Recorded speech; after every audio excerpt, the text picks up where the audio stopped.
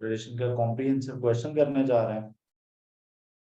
तो अगर मैं आप लोगों को ये कहूँ कि कॉम्प्रिहेंसिव क्वेश्चंस मैं आप लोगों को समझाने लगा हूँ, दो क्वेश्चन समझा के आज मैं आप लोगों को असाइनमेंट में देने लगा हूँ बहुत तसल्ली से समझा के, या तीन क्वेश्चंस, तो फिर कैसा है?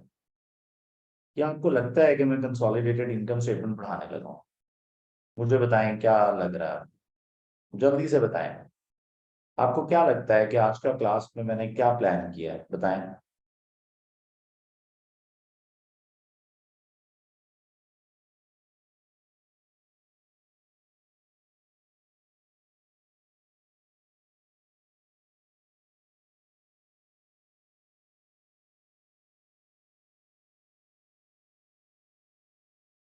सुभान साहब कह रहे हैं कि सर मुझे लग रहा है कि आपने समझा के हमें असाइनमेंट्स देनी है ताकि हम खुद से घर में बैठ के कर सकें।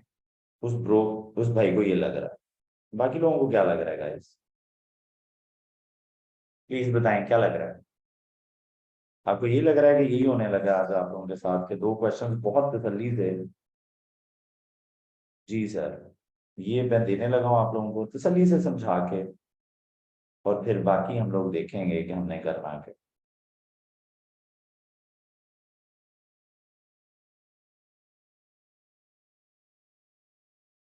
इन गाइस हम लोग स्प्रिंग 2023 का क्वेश्चन कर चुके हैं, हम लोग स्प्रिंग ऑटम 2022 का क्वेश्चन कर चुके हैं। हम बिल्कुल पास पेपर्स पे फोकस करके बैठे हुए हैं। हमारा फोकस सिर्फ और सिर्फ ये है कि जल्दी से हमें पास पेपर्स हमें समझ आ जाएंगे क्या है। आज जो क्वेश्चन मैं कराऊंगा obviously that is from spring 2022, happiness Limited के नाम से, जो कि इनकम स्टेटमेंट का क्वेश्चन है। जब आप जाने लगेंगे ना तो मैं पिछली दो अटेम्प्टों के क्वेश्चंस आपको बड़ी तसल्ली से समझा के भेजूंगा, और ये आप लोग घर बैठ के करेंगे ताकि पांच क्वेश्चंस हमारे हो जाएं। तीन चार क्वेश्चंस और करोगे, पांच क्वेश्चंस और करोगे तो you are good to go for consolidation, और आप बड़े आराम से 15-16 नंबर ले लेंगे। कोई एक आधे दो नंबर इधर उधर हो ही सकते हैं जब आप पेपर में बैठे हो। तो आज एक क्वेश्चन जो कि हम लोग करेंगे दैट इज फ्रॉम हैप्पीनेस के नाम से एक क्वेश्चन है जो कि आज हम करेंगे। तो जरा गौर कीजिएगा क्या है। स्प्रिंग 2022 का इनकम स्टेटमेंट का क्वेश्चन है। तो मैं आप लोगों को समझाने भी वाला हूँ कि क्या है इसमें, और फिर ऑब्वियसली फिर हम सॉल्व भी करेंगे। इट विल टेक टाइम क्योंकि इनकम स्टेटमेंट है, और कुछ कल बच्चा मुझे बोल भी रहा था कि उसको इनकम स्टेटमेंट नहीं आती, और मैंने उसके साथ प्रॉमिस भी किया था कि मैं करा दूंगा। तो गाइस लेट्स अंडरस्टैंड कि आज हम क्या करने वाले हैं। बच्चों मेरा मानना है कि इनकम स्टेटमेंट इंतहाई आसान टॉपिक है। अगर आपको बैलेंस शीट आती है और सिर्फ दो बातों पे पूरी की पूरी इनकम स्टेटमेंट खत्म हो जाती है। आई जनरली बिलीव के दो बातों पे पूरी की पूरी इनकम स्टेटमेंट खत्म हो जाती है। सुन रहे हैं आप मैं क्या बोल रहा हूँ? सिर्फ दो बातें अगर आप लोगों को पता हो ना तो इनकम स्टेटमेंट खत्म। और वो दो बातें क्या है मैं अभी आप लोगों को बताऊंगा, और मैं अब आप लोगों को क्वेश्चन कराऊंगा एक बहुत ही मजेदार किस्म का question. So let's understand. Question आ रहा है आप लोगों के सामने, तो जरा देखिएगा कि क्या करना है आपको। जी सर।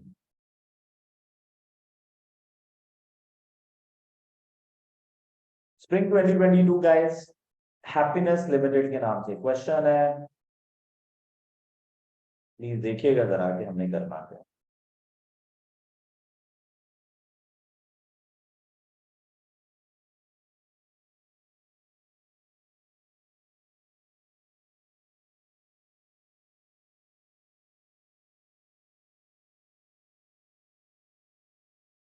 यार बच्चों, दो बातें नोट कर लो। दो बातें नोट कर लो इनकम स्टेटमेंट को लेके, और कहो कि यार मैं बस सिर्फ सर कह रहे हैं दो बातों से हो जाती है तो इसका मतलब है हो जाती है।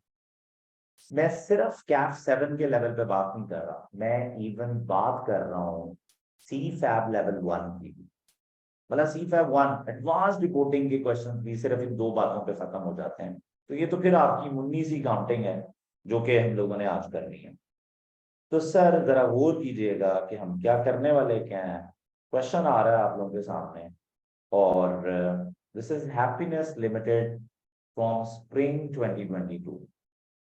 पास्ट पेपर्स कराने का पर्पस आजकल ये है कि आपको एग्जैक्ट पता चलेगा यार कि हो क्या रहा है, आपको एग्जैक्ट पता चल रहा होगा कि चल क्या रहा है। तो ये सर आप लोगों के सामने आ गया एक क्वेश्चन इनकम स्टेटमेंट का। ले सर ये क्वेश्चन आ गया। तो एक और क्वेश्चन भी है तो मुझे जरा थोड़ा सा कट पेस्ट करना पड़ेगा। बच्चों दो बातें लिख लो। आप लिखें पेरेंट की पूरी इनकम स्टेटमेंट कंसोलिडेट होती है।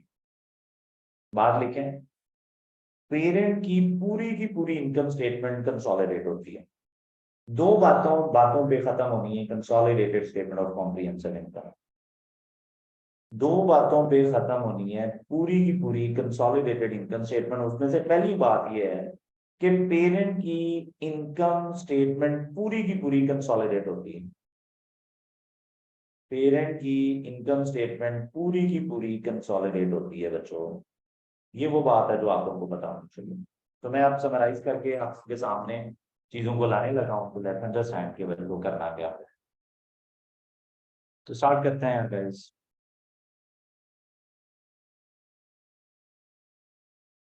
ले सर फाइनली मैं रिवीजन कराऊंगा आप लोगों को बच्चों क्विकली। जब रिवीजन हो जाएगी तो फिर मैं क्वेश्चन सॉल्व कराऊंगा, आप देखेंगे मैं इससे हटूंगा नहीं। दो बातों पे इनकम स्टेटमेंट खत्म होती है, तो प्लीज जरा अंडरस्टैंड कर क्या है। तो बच्चों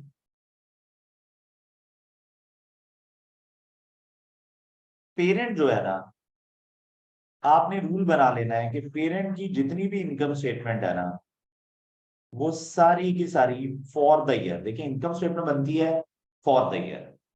तो अगर income statement for the year बनती है तो आपने काम क्या करना है, आपने पूरी की पूरी इनकम स्टेटमेंट यानी कि इनकम एक साल की, एक्सपेंसेस एक साल के, गेन्स एक साल के, लॉसेस एक साल के, ये वो काम है जो आप लोगों ने क्या करना है।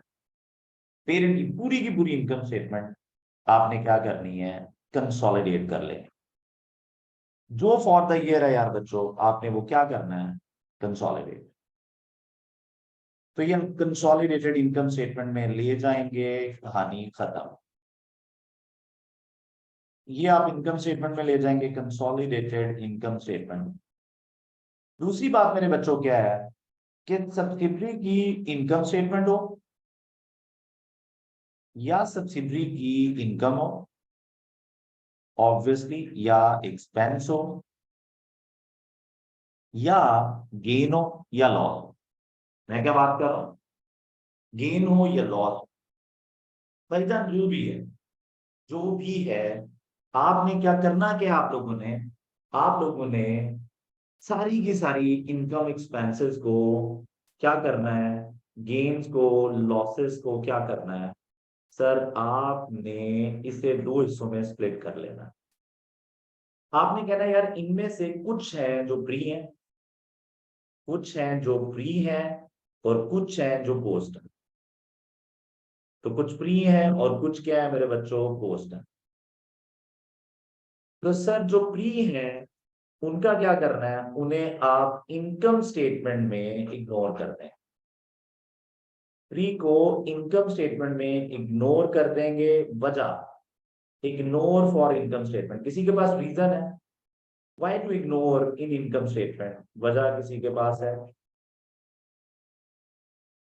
सर हम कंसोलिडेशन कर रहे हैं पेरेंट की परफॉर्मेंस को असेस करने के लिए। हम कंसोलिडेशन कर रहे हैं पेरेंट की परफॉर्मेंस को असेस करने के लिए।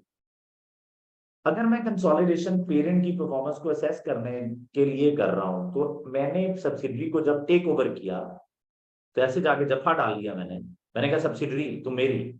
तो मैंने सब्सिडरी के डिसीजंस लेना शुरू किए हैं एक्विजिशन डेट से ऑनवर्ड्स। एक्विजिशन डेट के बाद जो इनकम, जो एक्सपेंस, जो गेन लॉस आ रहा है वो सारा मेरे डिसीजंस की वजह से आ रहा है। लेकिन जो एक्विजिशन डेट से पहले है वो मेरे डिसीजंस की वजह से नहीं। तो प्री जो है वो मैंने इग्नोर कर देना, और जो पोस्ट है, पोस्ट वो मेरे डिसीजन की वजह से आया है। तो मैं भाईजान उसे इनकम स्टेटमेंट में भी लेके जाऊंगा। अब मेरी पूरी बात सुननी है, इनकम स्टेटमेंट में भी लेके जाऊंगा एंड एंड बोल रहा हूं मैं, इनकम स्टेटमेंट के साथ साथ एनसीआई के शेयर की एक वर्किंग बनानी है मैंने, एनसीआई शेयर की वर्किंग, तो एनसीआई शेयर वर्किंग में भी जाएगी। मैं इसे एनसीआई शेयर वर्किंग ओ बोलता हूं, यानी मैंने इसका नाम रखा हुआ वर्किंग ओ। ले बच्चों, यहाँ पे आपकी इनकम स्टेटमेंट खत्म। मैं कह रहा हूं ये दो बेसिक बातें अगर आप लोगों को याद है ना, कि अब अगर अगर ये दो बातें याद है तो इनकम स्टेटमेंट खत्म होगी है भाई। हाँ, कुछ बातें आप लोगों को पता होनी चाहिए कि income statement intra group sales खत्म करनी है। जी देखें, मैंने सेल की, सब्सिडरी ने परचेज की, तो दोनों की दोनों एलिमिनेट होनी चाहिए। सेल सिर्फ वो जो थर्ड पार्टी को हुई है, परचेजेस सिर्फ वो जो थर्ड पार्टी से, परचेजेस सिर्फ वो जो थर्ड पार्टी से, सेल सिर्फ वो जो थर्ड पार्टी से हुई। समझ रहे हैं आप? अब मेरे बच्चों, करना क्या हम लोगों ने, प्लीज देखें जरा। तो स्टोरी क्या चल रही है, इंट्रा ग्रुप सेल्स खत्म करो, intra group interest income expense है वो खत्म करो, बाकी सारी ट्रांजेक्शन हुई हैं जो आप लोगों को पता है, बस ये दो रूल लगा दो, दैट्स इट।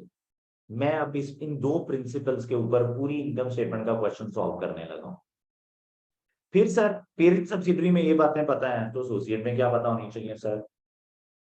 एसोसिएट में पता होना चाहिए यार बच्चों, कि एसोसिएट में आपने सिर्फ दो चीजें उठानी है, पैट का शेयर, पैट का अपना शेयर उठा लो पोस्ट टैक्स शेयर, और ओसीआई का भी अपना शेयर उठा लो और वो सिर्फ पोस्ट टैक्स, ये दो चीजें। बाकी जो एंट्रीज हैं वो बात करेंगे, उसमें से अगर कोई चीज इनकम स्टेटमेंट की हुई तो वो लिख लेंगे। तो पैट का share only post tax, only post tax, and in the same way OCI का शेयर भी ओनली पोस्ट टैक्स। तो सर ये वो काम है जो आपने करना है। अगर एसोसिएट से कोई डिविडेंड आया तो वो एलिमिनेट हो जाएगा, क्यों? क्योंकि पैट का शेयर लिख दिया है, इसलिए डिविडेंड की जगह नहीं है। दैट्स इट, बस सर खत्म। मैं अब कुछ और नहीं बताने लगा, और मैं आप लोगों को लेके जा रहा हूँ, कहाँ पे लेके जा रहा हूँ? मैं आप लोगों को लेके जा रहा हूँ क्वेश्चन पे, और हम क्वेश्चन को तसल्ली से सॉल्व करेंगे सिर्फ इन तीन बातों पे।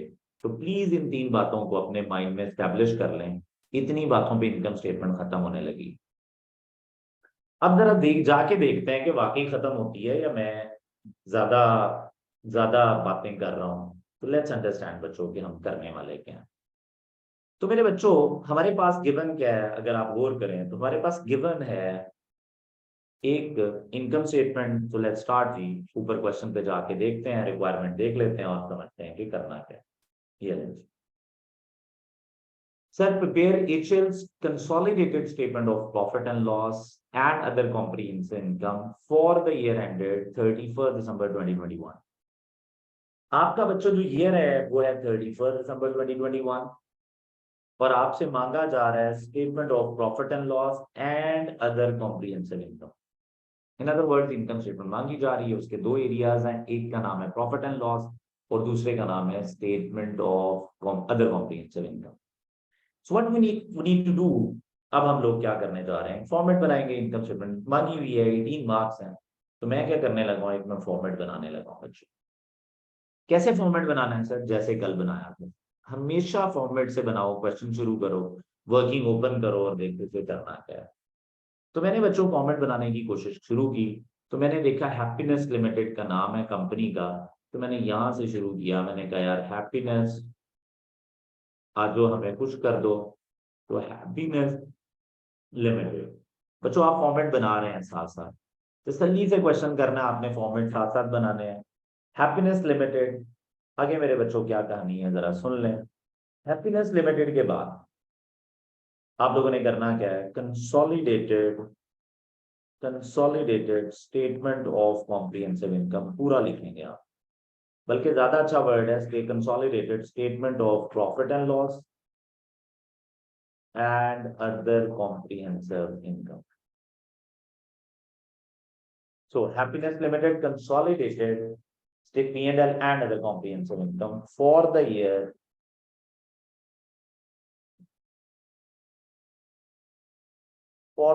ended 31 दिसंबर 2021। ये लें जी सर, फॉर्मेट बनवाएं। सबसे पहली चीज जो आ रही है आप लोगों के पास फॉर्मेट में, दैट इज रेवेन्यू, सेल्स। तो सारा कुछ लिखें आप लोग, रुपीज इन मिलियन, सारी कहानी फिट करें। ये लें जी, रुपीज इन मिलियन। अब आप लोगों के पास आ रहा है, सबसे पहले आ रही है सेल्स। तो मैंने क्या किया यार बच्चों, सेल्स लिख लें। सेल्स के बाद यार बच्चों अगली कहानी क्या है, जरा समझ लेते हैं। सेल्स के बाद अगली कहानी है कॉस्ट ऑफ सेल। तो मैंने कॉस्ट ऑफ सेल भी लिख लिया। ये लें, फॉर्मेट बना रहे हैं आप लोग मेरे साथ साथ।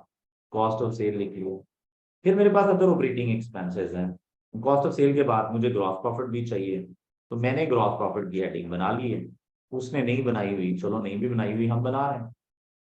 उसके बाद we have operating expenses and other income, तो लिख लेते हैं जी ऑपरेटिंग एक्सपेंसेस लिख लेते हैं। ये लें सर, ऑपरेटिंग एक्सपेंसेस के बाद मेरे बच्चों आपने क्या करनी है, अदर इनकम लिख लेनी है।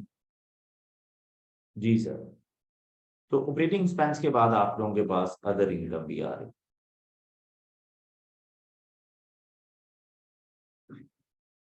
अदर इनकम के बाद आपके पास एक एक चीज आ रही है। अब इस पर मैं थोड़ा सा कंफ्यूज हो गया एज अ स्टूडेंट। मतलब वैसे तो मुझे पता है, लेकिन एज अ स्टूडेंट मैं थोड़ा सा कंफ्यूज हो गया। सर क्या कंफ्यूजन आई है? हमें तो नहीं आई, क्योंकि आपको पता ही नहीं। एग्जामिनर ने बोला है इन्वेस्टमेंट इन लिस्टेड कंपनीज। अगर आपने किसी लिस्टेड कंपनी में इन्वेस्टमेंट की है, लिस्टेड कंपनी में यानी उसके शेयर जाके बाय कर लिए हैं, तो दो सिचुएशंस बड़ी मैटर करती हैं। ये इन्वेस्टमेंट्स दो तरह की हो सकती हैं बच्चों। या तो ये इन्वेस्टमेंट जो है ये फेयर वैल्यू थ्रू P&L है। ये investment fair value through P&L है, या ये फेयर वैल्यू थ्रू OCL। आपको पता है, अगर एक इन्वेस्टमेंट IFRS 9 गाइस, अगर ये investment fair value through P&L investment है, तो इसके गेन लॉसेस P&L में जाने हैं। और अगर ये investment fair value through OCI है, तो इसके gain losses other comprehensive income में जाते हैं। अब मुझे नहीं पता ये कौन सी इन्वेस्टमेंट है, I don't know that about that. इसके गेन लॉसेस OCI में लेके जाने हैं मैंने, और इसके गेन लॉसेस मैंने लेके जाने हैं P&L। ये लें सर, ये वो काम है जो आपने करना। सर ये स्टोरी है जो आप लोग करेंगे। Investment fair value through P&L, fair value through OCI investment. Sir ये इंफॉर्मेशन है, आगे क्या करें हम, ये जरा देखो। अब मुझे नहीं पता वो इन्वेस्टमेंट कौन सी। सर अगर ये OCI वाली है तो फिर gain loss other comprehensive income में लेके जाऊंगा। अगर ये इन्वेस्टमेंट प्रॉफिट एंड लॉस वाली है, फेयर वैल्यू थ्रू P&L वाली, तो गेन लॉस P&L में लेके जाऊंगा। और अब मुझे नहीं पता कि एग्जैक्टली चल क्या रहा है। तो फिर मैंने क्या किया, मैंने कहा यार थोड़ा इंतजार कर लेता हूँ, जगह छोड़ देता हूँ। ये बात समझ लगी, थोड़ी जगह छोड़ देता हूँ, देख लेंगे यार कि कौन सी इन्वेस्टमेंट है, क्या ख्याल है। तो मैंने कहा यार कि या फिर लिख लें, OCI में भी जगह छोड़ लें। लेकिन मैंने आपको अपनी कंफ्यूजन बता दी। अब उसने ना सेग्रीगेशन नहीं, सर आपको ये कंफ्यूजन क्यों आई, ये क्वेश्चन आ सकता है आपके माइंड में। सर उसे करना ये चाहिए था कि उसे पूरी इनकम स्टेटमेंट देनी चाहिए थी, फिर अदर कॉम्प्रिहेंसिव इनकम की हेडिंग देनी चाहिए थी, उसमें उसको लिखनी चाहिए थी ना चीजें। उसने ये हरकत नहीं की। मैंने कहा अच्छा, OCI में क्या जाना है, P&L में क्या जाना है, तूने मुझे बताया नहीं। तो इसका मतलब है मैंने डिसाइड करना है, मैंने एज ए स्टूडेंट डिसाइड करना है कि प्रॉफिट एंड लॉस में क्या जाएगा और OCI में क्या जाएगा। हाँ मुझे ये पता है कि ऑपरेटिंग एक्सपेंस अदर इनकम ये सारे P&L की चीजें हैं, मुझे ये भी पता है फाइनेंस कॉस्ट P&L की चीजें हैं। लेकिन मैं दो चीजों के ऊपर कंफ्यूज। एक revalue surplus arising on revaluation of property plant and equipment, ये जो सरप्लस आया है। दूसरा gain loss on remeasurement of investment property. तो मैं लिख लेता हूँ, जिधर का हुआ लिख लेंगे। तो मैंने यहाँ पे लिख लिया यार कि गेन लॉस ऑन इन्वेस्टमेंट है ये, ऑन इक्विटी इन्वेस्टमेंट, गेन या लॉस ऑन इक्विटी इन्वेस्टमेंट, ये लिख लिया मैंने। देख लेंगे, अगर आ गया तो ठीक है, नहीं तो नहीं। अब मैंने आपको ये लिखने के बाद मैंने क्या किया, फाइनेंस कॉस्ट भी लिख ली। फाइनेंस कॉस्ट आ रही है, फाइनेंस कॉस्ट भी लिख ली। अब मैं चाहता हूं कि आप सिर्फ यहाँ पे 2 लाइन छोड़ लें, हमेशा 2-3 लाइन छोड़ लेना। क्यों छोड़नी है? क्योंकि मैंने अभी थोड़ी देर पहले आपको समझाया था कि मुझे एसोसिएट का प्रॉफिट चाहिए। तो अगर मुझे एसोसिएट का प्रॉफिट चाहिए तो वो यहाँ पे चाहिए। एसोसिएट में से 2 चीजें उठानी है मैंने, एक अदर कॉम्प्रिहेंसिव इनकम का शेयर उठाना है और एक प्रॉफिट आफ्टर टैक्स का शेयर उठाना है। तो मुझे पैट का शेयर यहाँ पे चाहिए, तो 2 लाइन छोड़ लें, हो सकता है और भी कुछ आ जाए जो मुझे यहाँ पे लिखना पड़े। तो इसलिए 2-3 लाइन यहाँ पे छोड़ने के बाद ही आप लोग नेट प्रॉफिट लिखें। ये नेट प्रॉफिट आ गया बच्चों। और आगे क्या है जी, आगे आ जाए अदर कॉम्प्रिहेंसिव इनकम लिख लें। अब अदर कॉम्प्रिहेंसिव इनकम में क्या क्या आ सकता है? 2 ही चीजें आ सकती हैं हमारे लेवल पे अदर कॉम्प्रिहेंसिव इनकम में, जिसे हम OCIB बोलते हैं। तो OCI में एक तो ये रिवैल्यूएशन सरप्लस आ सकता है। तो ये नहीं, ये मैंने लिख दिया, मुझे नहीं पता इधर आना है नहीं आना, ये क्वेश्चन में पता चलेगा। I16 के रूल्स, अगर पहले कोई लॉस ना हुआ तो इधर ही आएगा, अगर पहले लॉस हुआ तो उसको खत्म करेगा P&L में, ओवर एंड अबव आ जाएगा OCI में।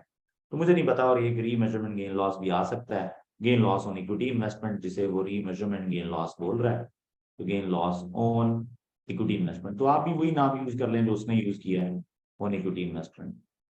तो मैंने एक प्रॉपर इनकम स्टेटमेंट बनाई, यहाँ मैंने 2 लाइन और छोड़ दी एहतियातन, और मेरे पास आ गया टोटल कॉम्प्रिहेंसिव इनकम।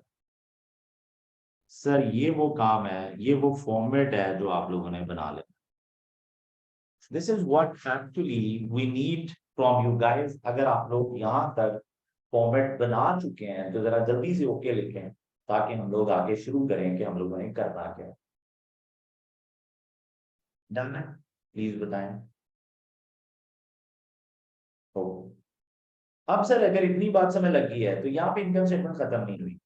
अब आप लोगों ने क्या करना है यार बच्चों, यहाँ पे प्रॉफिट आफ्टर टैक्स एट्रीब्यूट करना है। Profit after tax attributed to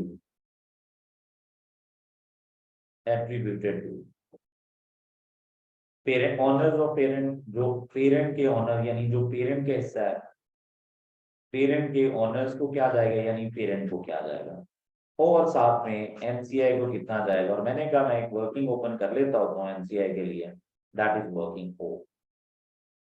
फिर मेरे बच्चों मुझे टोटल कॉम्प्रिहेंसिव इनकम को भी 2 हिस्सों में बांट के दिखाना है, तो मैं क्या करूंगा, टोटल कॉम्प्रिहेंसिव इनकम TCI आप पूरा लिखेंगे, attributed to, total comprehensive income attributed to. जी सर, आप ओनर्स और पेरेंट को कितना एट्रीब्यूट कर रहे हैं, और दूसरा एनसीए को कितना एट्रीब्यूट कर रहे हैं।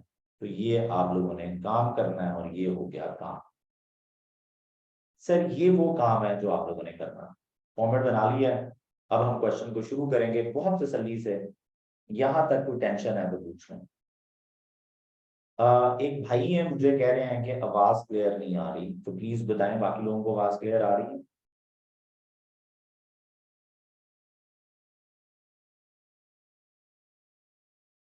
ओके, उस टाइम थोड़ा इंतजार कर लो। आपके एंड पे ना शायद इंटरनेट थोड़ा सा फ्लक्चुएट किया होगा, थोड़ा सा इंतजार कर लेते हैं, ठीक हो जाएगा। मीन भाई फॉर्मेट प्लीज बना लो, ये फॉर्मेट बन गया।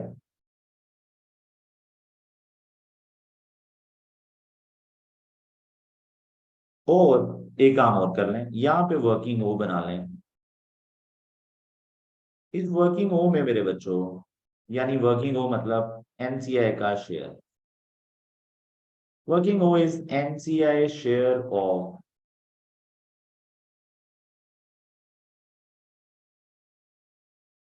NCI share of profit after tax and total comprehensive income, TCI।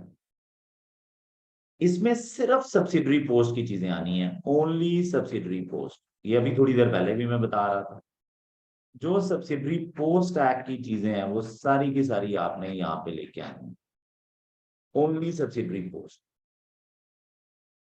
तो टोटल कॉम्प्रिहेंसिव इनकम आ रही है, टोटल कॉम्प्रिहेंसिव इनकम में यार बच्चों पैट भी होता है और OCI भी होता है। तो पैट 2 जगह आ रहा है, इसका ये मतलब नहीं डिस्ट्रीब्यूशन 2 तरीके से हो रही है। डिस्ट्रीब्यूशन सिर्फ यही वाली है, ये एक्चुअल ये सिर्फ शो हो रही होती है ये पैट। उस टाइम आवाज क्लियर होगी आपको? प्लीज मुझे बता दें जरा।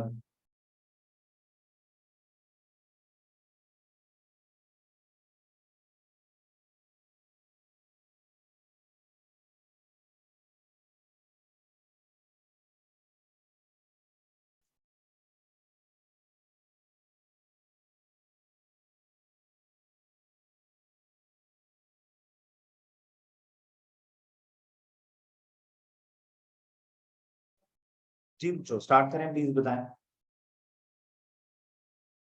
जी सर, ये इंफॉर्मेशन है।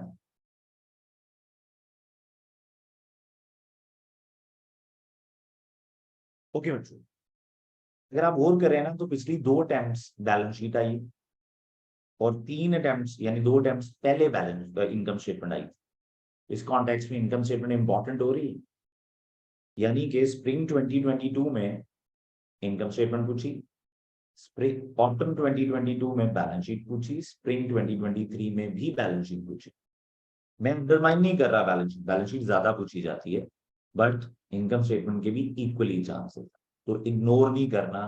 18 मार्क्स हैं, तो अगर आप इसको इग्नोर करके चले जाते हैं और अगर इनकम स्टेटमेंट आ जाती है तो लाभ बहुत खराब होता है। तो मेरे बच्चों, मैं अब स्टार्ट करने लगा हूं, तो लेट्स अंडरस्टैंड जी कब हम लोगों ने करना है। जी प्लीज, पहली इंफॉर्मेशन आप लोगों के पास आ रही है, बहुत तसल्ली से समझेंगे कि हुआ क्या है। जरा और है, वो कह रहा है details of H investments are as follows. HL जो हैप्पी लिमिटेड है उसने कुछ इन्वेस्टमेंट्स की हैं और वो कह रहा है कि डिटेल्स कुछ इस तरह की हैं।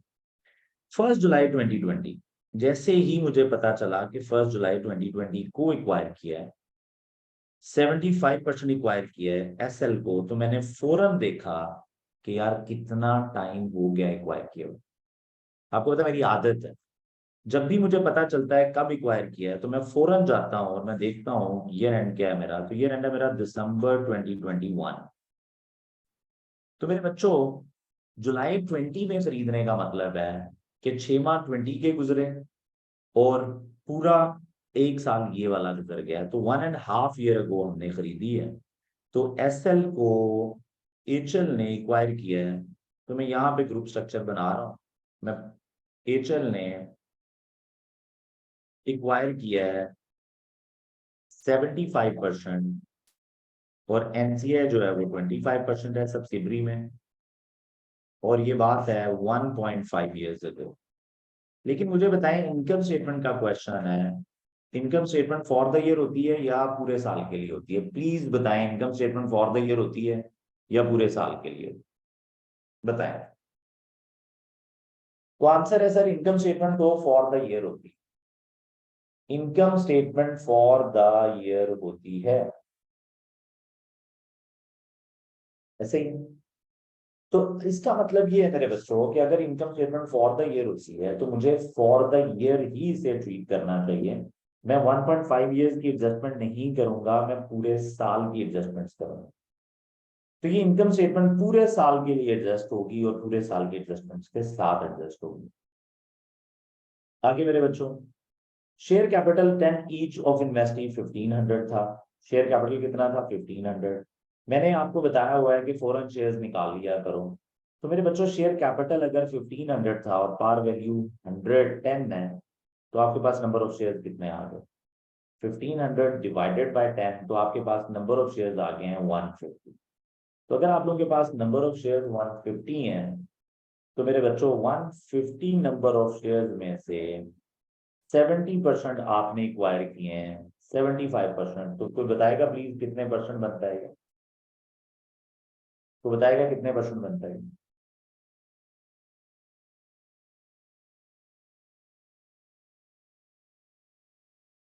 75। तो यार ये बन रहे हैं 112.5 मिलियन, और 25% एक्वायर करेंगे कितना बनेगा प्लीज बताएं? 37.5 मिलियन। ये नंबर ऑफ शेयर्स हैं बच्चों, नंबर ऑफ शेयर। कितने नंबर ऑफ शेयर्स रिक्वायर किए हैं वो भी गिवन है, कितने नंबर ऑफ शेयर्स रिक्वायर किए हैं वो भी गिवन है। ओके, आगे भैया। और रिटेन अर्निंग उस दिन की 1200 थी, आपको पता है गुडविल की कैलकुलेशन में जाएंगे। अब मुझे एक बात बताएं कि एक्विजिशन डेट की चीजें हम इनकम स्टेटमेंट में पूरी इग्नोर कर रहे हैं लेकिन गुडविल में तो जाती हैं। मुझे बताएं, मुझे गुडविल कैलकुलेट करके देखनी चाहिए या नहीं? शुड आई कैलकुलेट गुडविल और नो? मुझे गुडविल की वर्किंग बनानी चाहिए या नहीं बनानी चाहिए? जल्दी बताएं। लोग कह रहे हैं बनानी चाहिए, वजह? गुडविल तो बैलेंस शीट में जाती है, गुडविल तो एसेट है बैलेंस शीट का, तो गुडविल में क्यों बनाना, गुडविल क्यों बनानी है? गुडविल तो एसेट है बैलेंस शीट का।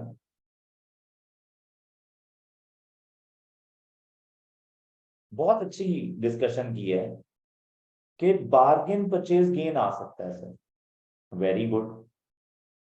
फायदा कह रही है सर गुडविल पे इम्पेयरमेंट आ सकती है, बिल्कुल ठीक है, ओके। और कोई भाई, इज देयर एनीवन जो ऐड करना चाहेगा इस बात में? इज देयर एनीवन जो ऐड करना चाहेगा?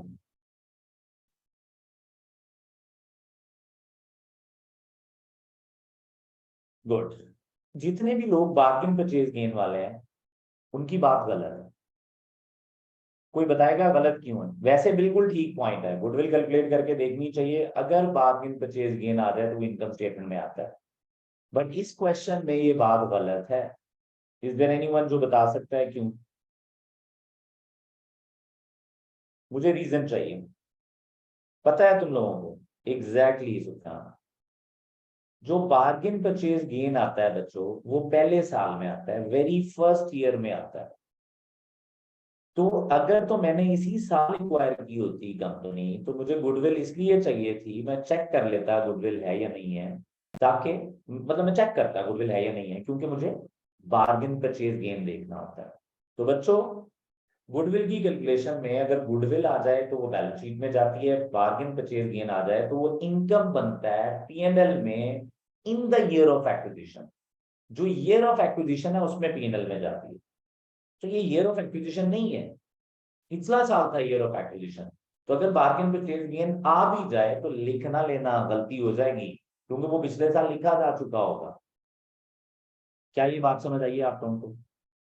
जो लोग मेरे भाई, जो बहने, जो मेरे बच्चे गुडविल ये कह के कैलकुलेट करवा रहे थे कि बार्गेन परचेज गेन आ सकता है, हो सकता है एग्जामिनर आपसे अगले पेपर में गलती करवा ले।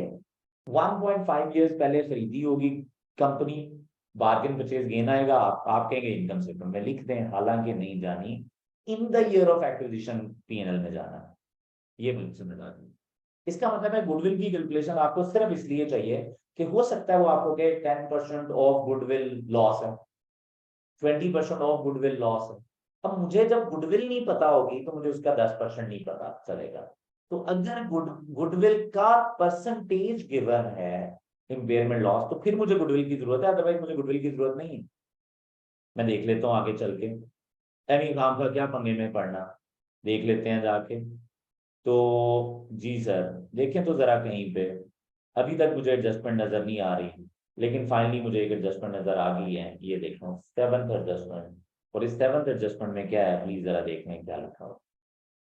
वो कह रहे हैं impairment test was has indicated that the goodwill of SL was impaired by 15% on 31st December 2021। भाई दिखा थी गुडविल जो भी थी ऑन 31st December 2021 वो इम्पेयर्ड हो गई है बाय 15% मेरे साल में। There was no impairment in the previous year, और पिछले साल में कोई लॉस नहीं था, होता भी तो मैंने नहीं लिखना था, मैंने तो अपने साल पे फोकस करना था। But the point is, goodwill मुझे इसलिए चाहिए इस क्वेश्चन में कि मैं उसके ऊपर इम्पेयरमेंट टेस्ट लगा सकूं, यानी 15% उस गुडविल का लेके impairment loss. Impairment loss expense है, इनकम स्टेटमेंट की चीज है, मुझे इनकम स्टेटमेंट में लिखना है, इसलिए मुझे गुडविल चाहिए।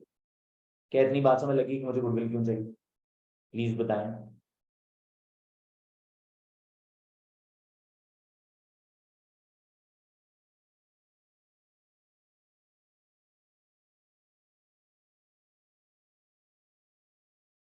डन। 25 अगस्त, ठीक है, इसका मतलब गुडविल कैलकुलेट करनी है आपने, तो मैंने एक छोटी सी वर्किंग गुडविल की भी ओपन कर ली अब, यहाँ यहीं पे ओपन करने लगा हूं मैं गुडविल की। दैट ओके, आप प्रॉपर गुडविल की वर्किंग ओपन करेंगे तो वर्किंग 1 बन गई आपकी। चल, शेयर कैपिटल आपको पता चल गया, तो कंसिडरेशन पेड चाहिए होती है आप लोगों को, कंसिडरेशन चाहिए होती है, एनसीआई की वैल्यू, मतलब आप अपना कॉस्ट ऑफ इन्वेस्टमेंट का अकाउंट बना लें, जिसकी जो गुडविल की वर्किंग है वो बना लें, और subsidiary net assets at acquisition आ गए हैं। मेरे पास subsidiary net assets at acquisition already हैं, मुझे पता है मेरा शेयर कैपिटल कितना है सब्सिडरी का, तो ये देखें 1500 है, तो शेयर कैपिटल इधर आ गया। और उस दिन की मुझे रिटेन अर्निंग भी पता है, जिस दिन कंपनी खरीदी थी तो 1200 है, तो मैंने ये गुडविल की वर्किंग ओपन कर दी। अब मेरे बच्चों, जब ये ओपन कर लिया तो आगे क्या पता चला? आगे पता चला 1 मार्च 2021 पे 30% खरीदा है। जैसे ही मुझे पता चला 30% खरीदा गया है एफएल को, 30% का मतलब होता है कंपनी एसोसिएट है। 20 से 50% के बीच में जो कंपनी खरीदी है that would be an associate company. अब अगर इतनी बात समझ लग गई है तो शेयर कैपिटल गिवन है इग्नोर करें, रिटेन अर्निंग्स गिवन है इग्नोर करें, तो मुझे क्या करना चाहिए? मुझे ये देख लेना चाहिए कि एसोसिएट मेरी कंपनी है और कितनी देर के लिए एसोसिएट है। तो यार बच्चों मैंने मार्च में खरीदी है, तो मार्च अप्रैल मई जून जुलाई अगस्त सितंबर अक्टूबर नवंबर दिसंबर, 10 मंथ्स के लिए ये सब्सिडरी सॉरी ये एसोसिएट थी मेरी। और मुझे चाहिए होता है पोस्ट टैक्स शेयर। तो मैंने क्या किया, मैंने कहा यार ये जो एफएल है ना, ये मेरी 10 मंथ्स एसोसिएट है। मैंने कहा ये मेरी 10 मंथ्स की एसोसिएट है। तो अगर ये मेरी 10 मंथ्स एसोसिएट है तो मेरे बच्चों मुझे यहाँ से प्रॉफिट आफ्टर टैक्स चाहिए और मुझे अदर कॉम्प्रिहेंसिव इनकम चाहिए। तो मुझे याद रखना 10 मंथ्स का चाहिए होगा अपना शेयर। और अपना शेयर है कितना बाय द वे? 30% है। 30% है तो ग्रुप स्ट्रक्चर में भी जाके लिख सकते हैं आप लोग। तो यार एसएल को तो आपने इस तरह एक्वायर किया था, एसएल को तो आपने इस तरह एक्वायर किया था, लेकिन लेकिन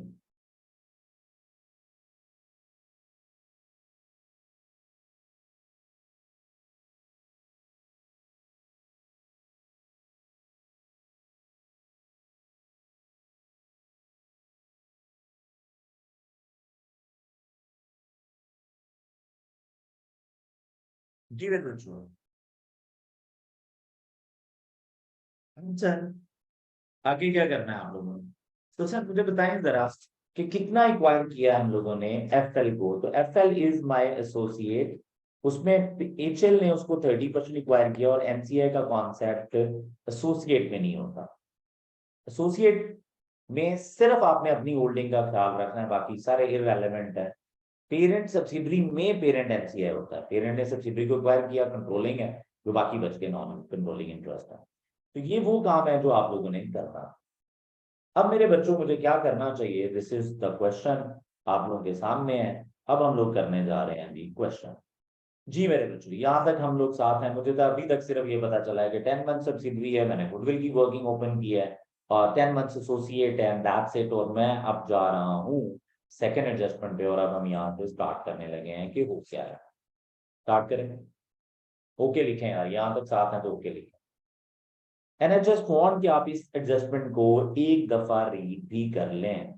इस एडजस्टमेंट को एक दफा रीड करें, मुझे पूरा यकीन है कि आपको ये इन्वेस्टमेंट एडजस्टमेंट्स आती हैं। तो आई जस्ट वांट कि आप इसको एक दफा रीड कर लें। So you have 2 minutes to read this information.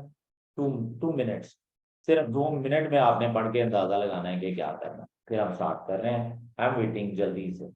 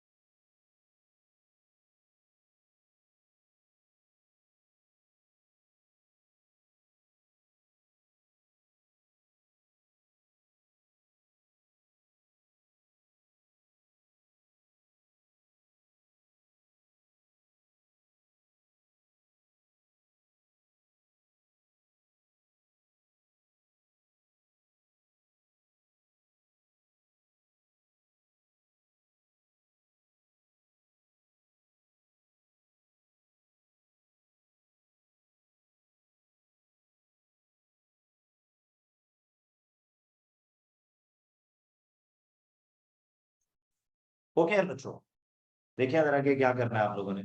Immediate payment of 1700 million and another payment of 843 million after 3 years। Sir दो पेमेंट्स हैं सर, मुझे बताएं क्या करना चाहिए यार। जो इमीडिएट पेमेंट आपने 1700 की है वो एज इट इज ले लेनी चाहिए आप लोगों ने। जी बिल्कुल ठीक कह रहे हैं आप, बिल्कुल 100% ठीक कह रहे हैं आप। तो मेरे बच्चों 1700 जो आप लोगों ने पे किया है वो कंसिडरेशन में एज इट इज आ जाएगा। ये लें 1700 कंसिडरेशन में एज इट इज आ गया।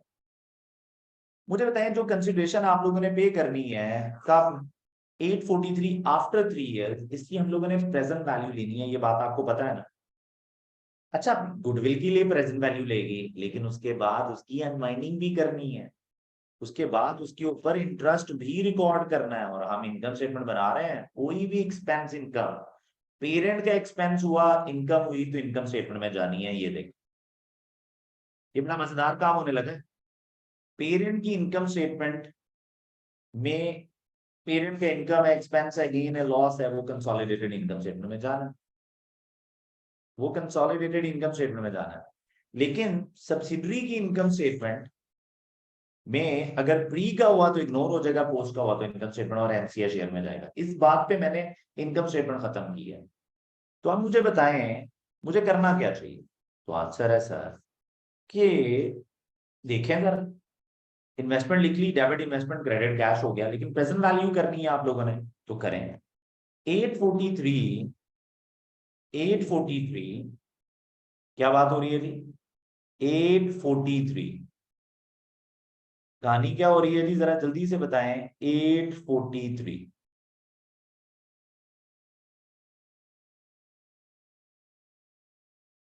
843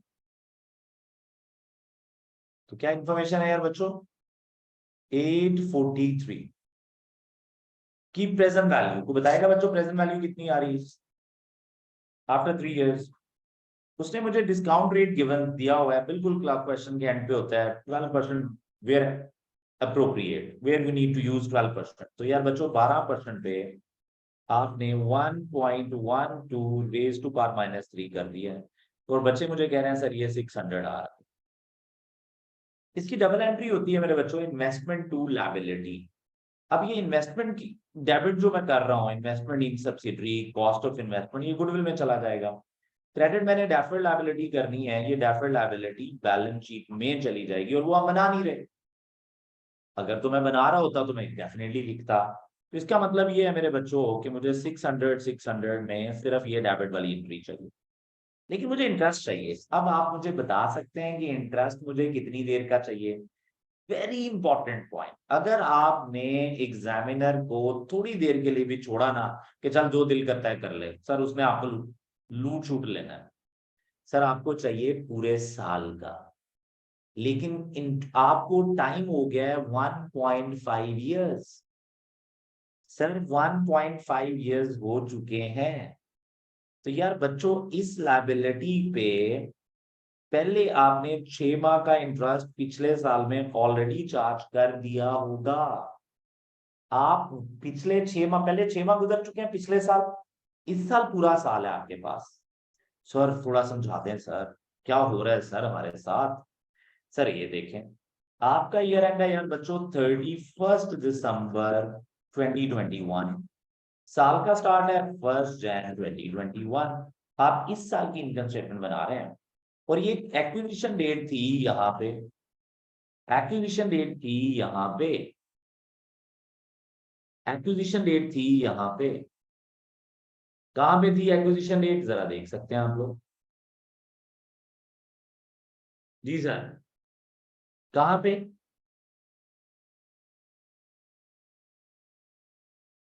यहाँ पे। तो यार पिछले साल आपने 6 माह का इंटरेस्ट चार्ज नहीं किया होगा। सर हम नहीं करेंगे सर, हम हमारा साल तो ये है, हम इनकम स्टेटमेंट सिर्फ फॉर द ईयर बना रहे हैं। बैलेंस शीट होती ना तो मैं ये 6 माह के भी चार्ज करता और इस साल का भी चार्ज करता। बैलेंस शीट क्यूमुलेटिव होती है, वहां पे 2 साल गुजर गया, 2 साल की चार्ज करो, 1.5 ईयर गुजर चुका है, 1.5 ईयर की। ये इनकम स्टेटमेंट है, ये फॉर द ईयर बनती है। तो मेरे बच्चों मुझे बताएं जरा, मुझे कितनी देर का इंटरेस्ट लेके आना चाहिए यहाँ पे। जरा जल्दी से बता दें। पूरे साल का। क्या इतनी बात समझ आती है आप लोगों को कि पूरे साल का चार्ज करना चाहिए मुझे? तो सर पूरे साल का, लेकिन पहले 6 माह का चार्ज नहीं करेंगे तो पूरे साल का निकलेगा नहीं। तो मेरे बच्चों मैंने क्या किया, जरा गौर करना आप। मेरी जो लाइबिलिटी थी वो 600 थी। जरा देखना मेरे बच्चों, मेरी जो लाइबिलिटी थी वो 600 थी। मैंने पिछले साल इस पे 6 माह का इंटरेस्ट चार्ज किया। तो पिछले साल 6 माह का 600 मल्टीप्लाई बाय 12% मल्टीप्लाई बाय 6/12। तो ये अमाउंट आ गई आपकी 6 माह की इंटरेस्ट, ये बन गया 36। आपका क्लोजिंग बैलेंस पिछले साल बना होगा 636। और ये 6 माह, पिछले 6 माह आपने गुजार दिए। अब आपको आपको इस साल लाइबिलिटी मिली 636, कैलकुलेट आपने की है। लेकिन आप सोचिए जरा क्या हुआ होगा। तो पिछले साल 36 की एडजस्टमेंट होके लाइबिलिटी 636 पे चली गई थी। क्या डबल एंट्री होती है, interest expense debit, liability credit, तो लाइबिलिटी तो बढ़ गई। अब आपने जो इस साल अनवाइंडिंग करना है वो 636 पे करना है। तो 636 पे 12% लगाना है आप लोगों ने। 636 पे 12%।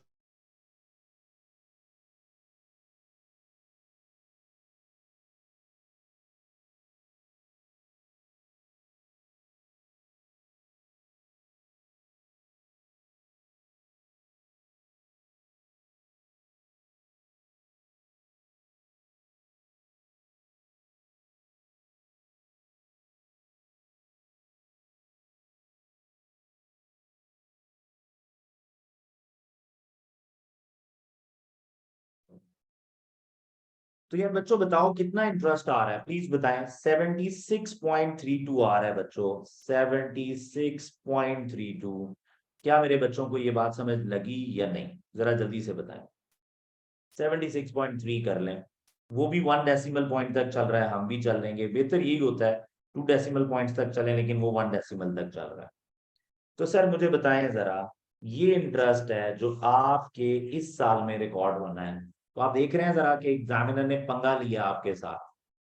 तो मेरे बच्चों 76.3 पेरेंट का इंटरेस्ट है।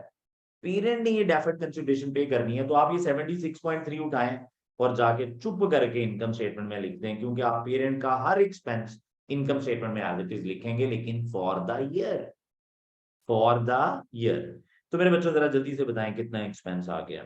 76.3 ये इंटरेस्ट है, तो फाइनेंस कॉस्ट में चला गया। डेफर्ड कंसिडरेशन की ये बात जरा लिख देना जाके प्लीज।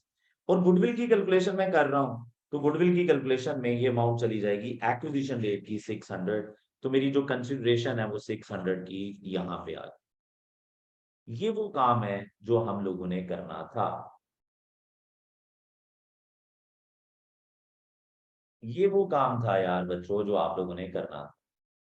प्लीज बताएं यहां तक समझ आ गई आप लोगों को? देखिए जरा।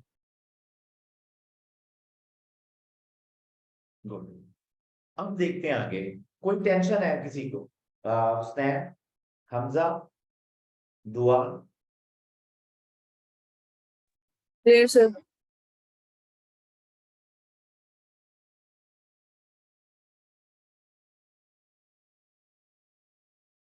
क्लियर है?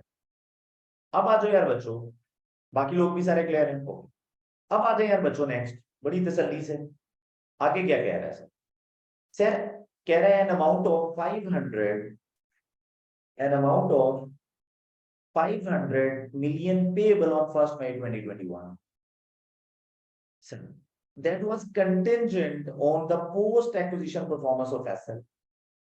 जो कंटिजेंट है post acquisition performance of SL पे, इसको कहते हैं कंटिजेंट कंसीडरेशन, जो फ्यूचर की किसी ट्रांजैक्शन पे डिपेंडेंट है। That was contingent हो गया। A fair value of this consideration was estimated at ₹290 million। लेकिन हमें पता है कि हमने फेयर वैल्यू गुडविल की कैलकुलेशन में लिखनी होती है। जो एक्विजिशन डेट पे फेयर वैल्यू है हमने वो लिखनी होती है, was estimated 290 million on acquisition date.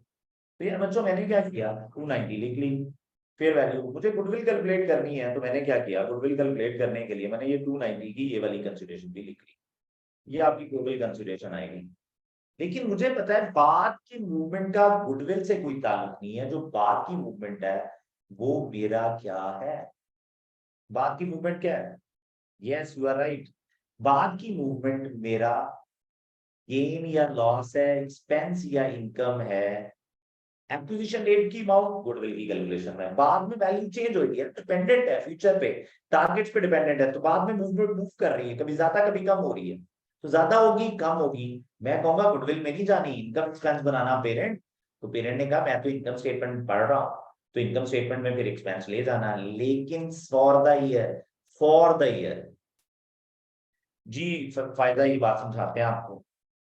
290 million on the acquisition date as well as on 31st December 2020। वो कह रहा है कि 2020 पे भी यही वैल्यू, 2020 पे भी वैल्यू चेंज नहीं हुई। क्या बोल रहा हूं मैं, 2020 पे भी वैल्यू चेंज नहीं हुई। क्या बोला जा रहा है, 2020 पे भी वैल्यू चेंज नहीं हुई।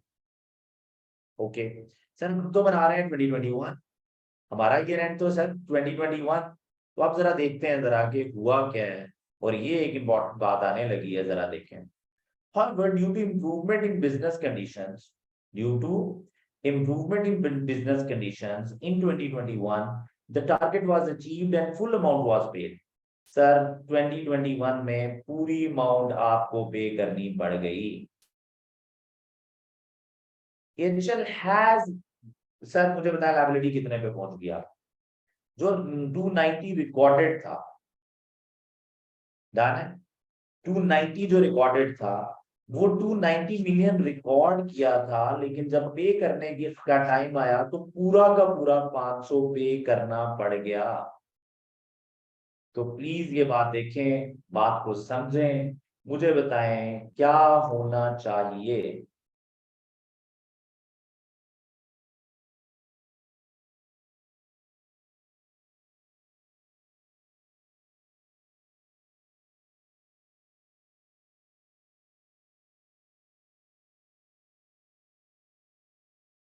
जी एवरीवन एवरीवन, पूरी अमाउंट देनी पड़ गई।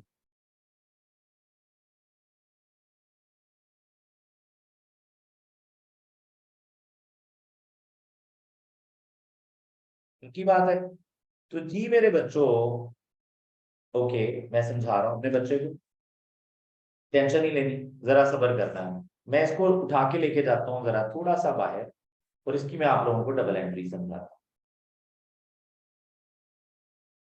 बिल्कुल जी, 210 का जिन लोगों ने बता दिया 210 का एक्सपेंस है, 100% वो लोग ठीक है, तो प्लीज जरा देखें कि मैं क्या करना चाह रहा हूँ।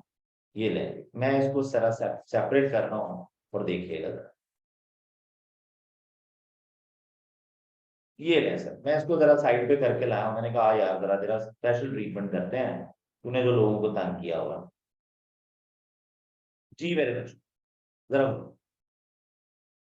बच्चे, मैंने कंटीजेंट कंसिडरेशन में ना, और किसी भी कंसिडरेशन में रूल बनाया हुआ है कि मैंने हमेशा एक्विजिशन डेट पे फेयर वैल्यू रिकॉर्ड करनी है, फेयर वैल्यू जो भी एक्विजिशन डेट पे होगी वो fair value acquisition date use करनी है मैंने। इस बात को समझ लोगे, गुडविल की कैलकुलेशन में कभी भी फेयर वैल्यू एक्विजिशन डेट के अलावा कुछ नहीं जाना। तो उसने मुझे कंसिडरेशन की फेयर वैल्यू खुद दे दी कि 290 है, अमाउंट मैंने देनी थी 50, 500, अगर टारगेट पूरा हुआ, तो ये कंडीशंस है ना, हो सकता है टारगेट पूरा हो सकता है ना हो, तो चांसेस है टारगेट पूरा होने ना होने के। तो इसका मतलब ये है कि 500 टोटल फेयर वैल्यू नहीं है, फेयर वैल्यू इसकी कम ही बनेगी, क्योंकि चांसेस टारगेट पूरे होने के है भी या नहीं।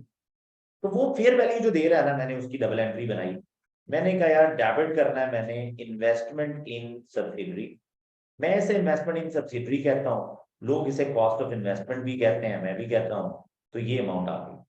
तो मुझे डबल एंट्री बनानी थी बचे 290 एंड 290 से क्रेडिट कर दी मैंने लायबिलिटी। मैंने कहा यार ये वो डबल एंट्री है जो एक्विजिशन डेट पे मुझे पास करनी चाहिए। ओके, अब मेरे बच्चों, जैसे ही ईयर एंड आया, तो पहले आया 31 दिसंबर 2022, मैंने पूछा यार बाद में जो मूवमेंट आया उसका गुडविल से ताल्लुक नहीं है, वैल्यू बढ़ेगी तो एक्सपेंस, वैल्यू कम होगी तो इनकम, वैल्यू बढ़ेगी तो एक्सपेंस, वैल्यू कम होगी तो इनकम। तो मैंने कहा यार कि यहाँ पे वैल्यू चेंज हुई, तो उन्होंने कहा नहीं वैल्यू सेम है, यहाँ पे वैल्यू सेम है, इसका मतलब है मुझे कोई एंट्री पास करने की जरूरत नहीं है, 2020 में कोई पंगा नहीं हुआ। Fair value of this consideration was estimated to 90 million on acquisition date as well as on 31st December 2020। मैंने कहा ओके, मैंने कोई रिकॉर्ड नहीं किया। जैसे ही मेरा साल शुरू हुआ तो मेरे साल के एंड पे अभी पहुंचे ही थे तो पता चला, वो कह रहा है how due to improvement in business condition, वो जो टारगेट्स दिए थे जिन कंडीशंस की वजह से जो पोस्ट एक्विजिशन परफॉर्मेंस, अच्छी परफॉर्मेंस होगी तो देंगे, नहीं तो नहीं देंगे, बिजनेस की कंडीशन बेहतर हुई, हालत बेहतर हुई, तो वो टारगेट पूरे होने शुरू हो गए। और जब टारगेट पूरे होना शुरू हुए तो इन 2021 टारगेट वाज अचीव। वो जो कहा था उसको कि अगर परफॉर्मेंस अच्छी हुई, इतने इतने इतने पे पहुंच गए, जो भी आपने वादे किए थे लंबे लंबे कि ये हो गया तो हम आपको इतना पे कर देंगे, ये हो गया तो हम इतना पे कर देंगे, वो टारगेट पूरे हो गए हैं। And full amount was paid, और पूरी अमाउंट आपने पे भी कर दी। अब मुझे बताएं 290 से जब आपको पता चला कि ओए 500 देना पड़ना है, तो आपने सबसे पहले तो कहा ओए 500 देना पड़ना, आपने कहा ओए यार 290 देने थे, एक्विजिशन डेट पे लाइबिलिटी 290 की बुक की है, ओए यार 500 देना पड़ गया यार। मुझे बताएं सबसे पहले तो आप मुझे ये बताएं कि आपके लिए ये अच्छी खबर है या बुरी, कि आपको लग रहा था 290 देना पड़ेगा, आपने इन्वेस्टमेंट बुक की 290 की, लाइबिलिटी बुक की 290 की, बट अचानक आपको पता चलता है मुझे तो 500 देना पड़ रहा है, तो प्लीज बताएं आपको अच्छा लगा या बुरा?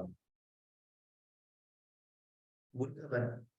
मैं इसको कहता होता हूँ बहुत बुरी खबर, मैं इसको कहता हूँ बहुत बुरी खबर है। क्या बोलता होता हूँ मैं? बहुत बहुत बुरी खबर है। भाई लाइबिलिटी बढ़ गई है, बैठे बैठाए काम खा। हमने कहा यार क्या करें, तो किसी समझदार बंदे ने कहा यार ना लाइबिलिटी 290 से 500 पे आ गई है, गुडविल से तो कोई ताल्लुक नहीं, ये तो बात के पंगे हैं, तो ये मेरे भाइयों 210 का आपका एक्सपेंस है, तो डबल एंट्री बनानी चाहिए आप लोगों को, डेबिट एक्सपेंस, क्रेडिट आपको लाइबिलिटी करनी चाहिए 210 से। जब लाइबिलिटी 210 पे आ जाएगी तो ये लाइबिलिटी डेबिट और क्रेडिट कैश हो जाएगा, क्योंकि अब फुल अमाउंट वॉज पेड है ना, तो लाइबिलिटी भी खत्म हो। एट दैट 500 से डबल एंट्री बना दो, वो मेरा मसला नहीं है, liability to cash balance sheet item. तो मेरे बच्चों ये 210 का मैंने एक्सपेंस बनाना है, और ये पेरेंट का एक्सपेंस है, और किसी भी पेरेंट के एक्सपेंस पे मैंने आपको बोला हुआ है कि इनकम स्टेटमेंट में ले जाओ। मैंने तो बात नहीं दो पढ़ाई है सबसे, पेरेंट का एक्सपेंस है इनकम स्टेटमेंट में ले जाओ for the year. Income statement subsidiary की चीज है, प्री वाली है तो गुडविल में ले जाओ, इनकम स्टेटमेंट में नहीं लेके जानी, पोस्ट वाली है तो इनकम स्टेटमेंट के साथ साथ एनसीआर शेयर में भी ले। क्या मेरे बच्चे को इतनी बात समझ लगी है? प्लीज बताएं, या अभी भी टेंशन है? जल्दी से बताएं।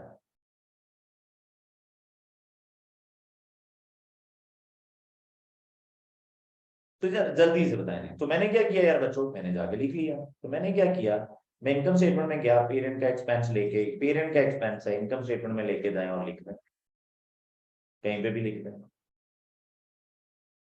ऑपरेटिंग एक्सपेंस में लिखना है ऑपरेटिंग में लिख दें, अलहदा से ऐड बनाना है अलहदा से ऐड बना दें, अलहदा से ऐड बना दें, जगह तो खाली छोड़ी हुई है, उसने भी बनाया हुआ है, इसलिए मैं उसके साथ आंसर मैच कराना चाह रहा हूँ।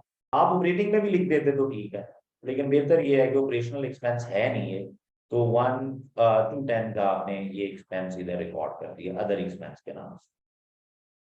ले मेरे बच्चे, अब मेरे बच्चों में आगे आ गया, गुडविल की कैलकुलेशन में मैं कितना लेके जा चुका हूँ, 290 लेके जा चुका हूँ। ले सर, वो कह रहे हैं कि यार फुल अमाउंट उसने कॉस्ट ऑफ इन्वेस्टमेंट में लिखी हुई है, तो वो गलत है। अगर बैलेंस शीट बना रहा होता तो इन्वेस्टमेंट में से माइनस कर देता ये ऊपर वाला जो 210 है, लेकिन मैं तो बैलेंस शीट बना नहीं रहा, इसलिए मैंने चुप करके एक्सपेंस था मैंने रिकॉर्ड किया और कहानी खत्म। ले मेरे बच्चों, यहां तक आए हुए आप क्लियर है? अब मैं आप लोगों को लेके जा रहा हूँ नेक्स्ट एडजस्टमेंट पे, तो लेट्स सी जी के नेक्स्ट एडजस्टमेंट क्या है। लेट्स सी के नेक्स्ट एडजस्टमेंट क्या है।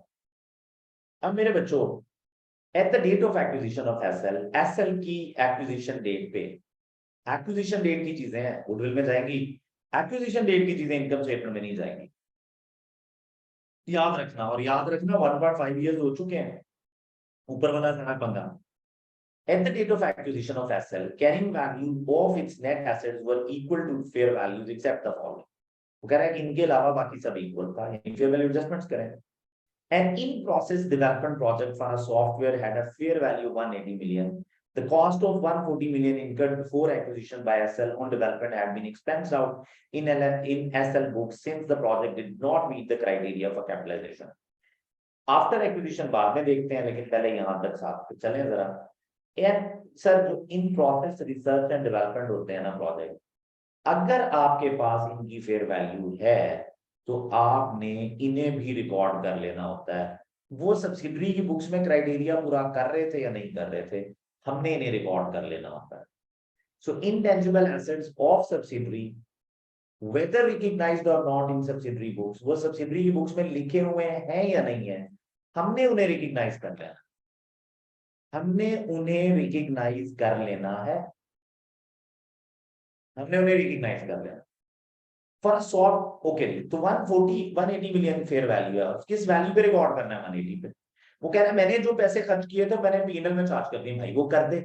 लेकिन मेरे लिए ये एक्विजिशन डेट पे जब मैं एज अ पेरेंट गया हूं तो मैंने कहा यार ये रिसर्च एंड डेवलपमेंट भी मेरी, तो उन्होंने कहा भाई हेलो फेयर वैल्यू है इसकी 180, इतना पे करोगे तो फिर।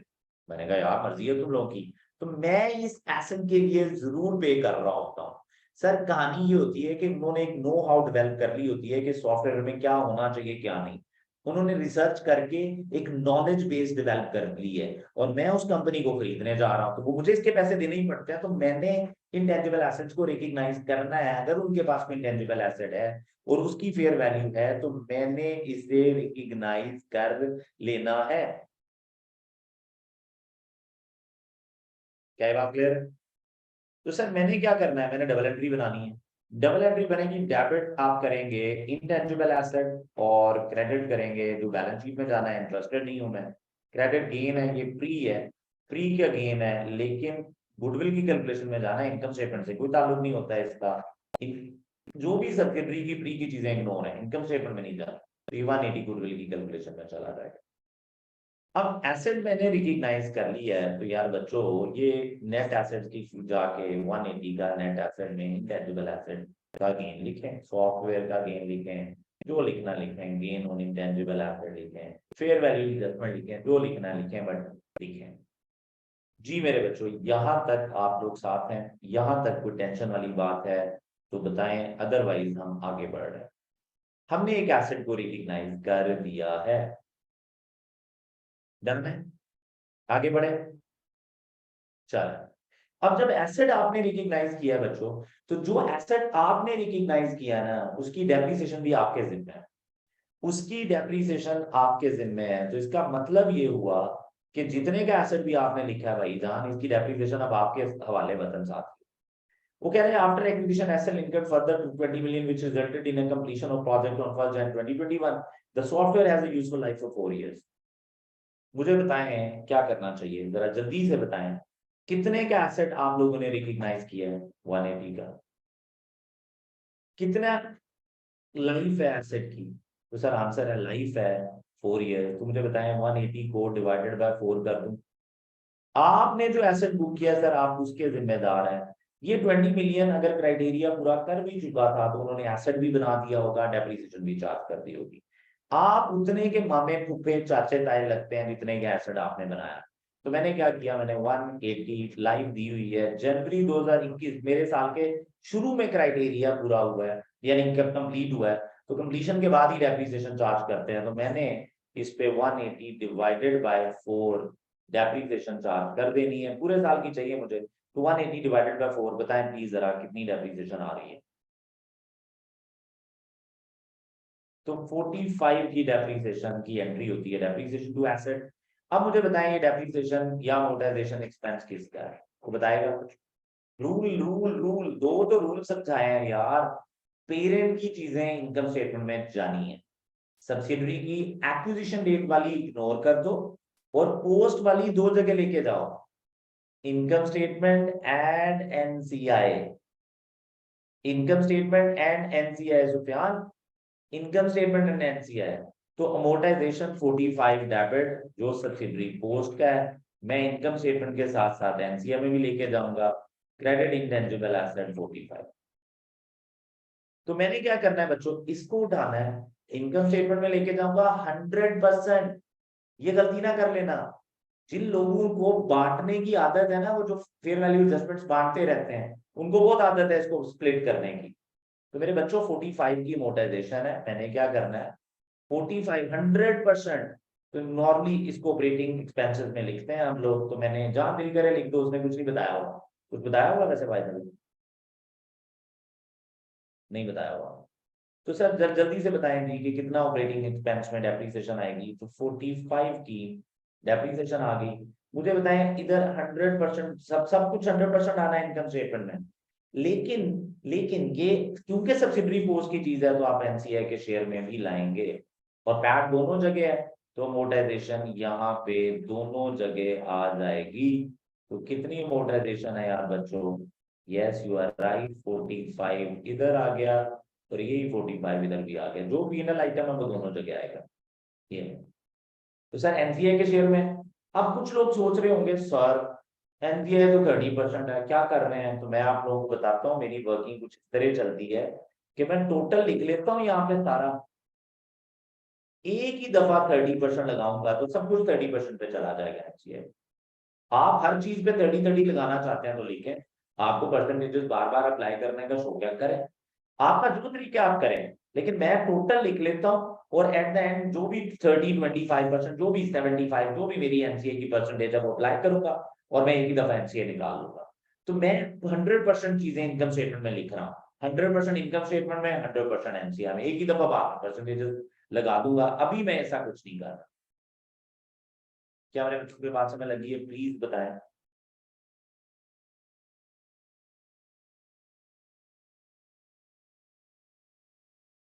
ओके बच्चों, अब मेरे भाइयों जरा जल्दी से बताएं, दो रूल्स याद कर लें। पेरेंट की चीजें इनकम कंसोलिडेटेड इनकम स्टेटमेंट में जाएंगी। सब्सिडरी की जितने भी इनकम एक्सपेंस गेन लॉसेस है, एसेट लायबिलिटी तो बैलेंस शीट आइटम है, वो इनकम प्री हुए तो इनकम स्टेटमेंट में इग्नोर कर देना, पोस्ट हुए तो इनकम स्टेटमेंट के साथ साथ एनसीआई शेयर में भी लेके जाना, वो एनसीआई शेयर में भी लेके जाना। क्या ये बात क्लियर है? यहां तक हम साथ हैं? प्लीज बताएं।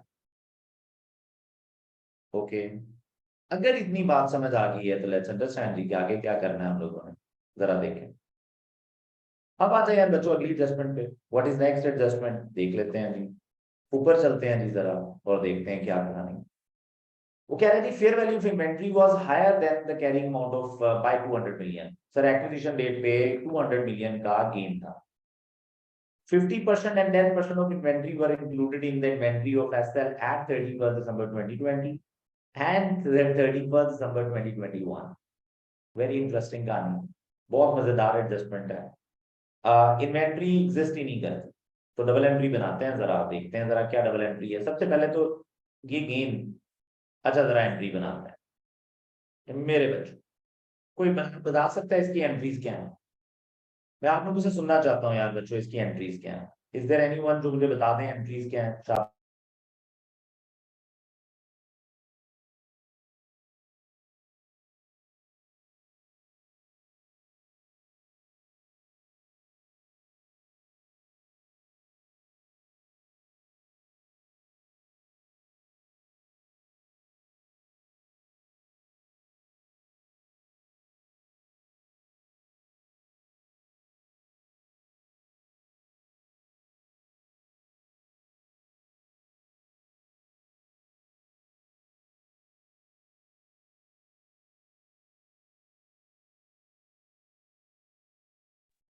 जी भाई, किसी को समझ आई है ये क्या चल रहा है? प्लीज बताएं।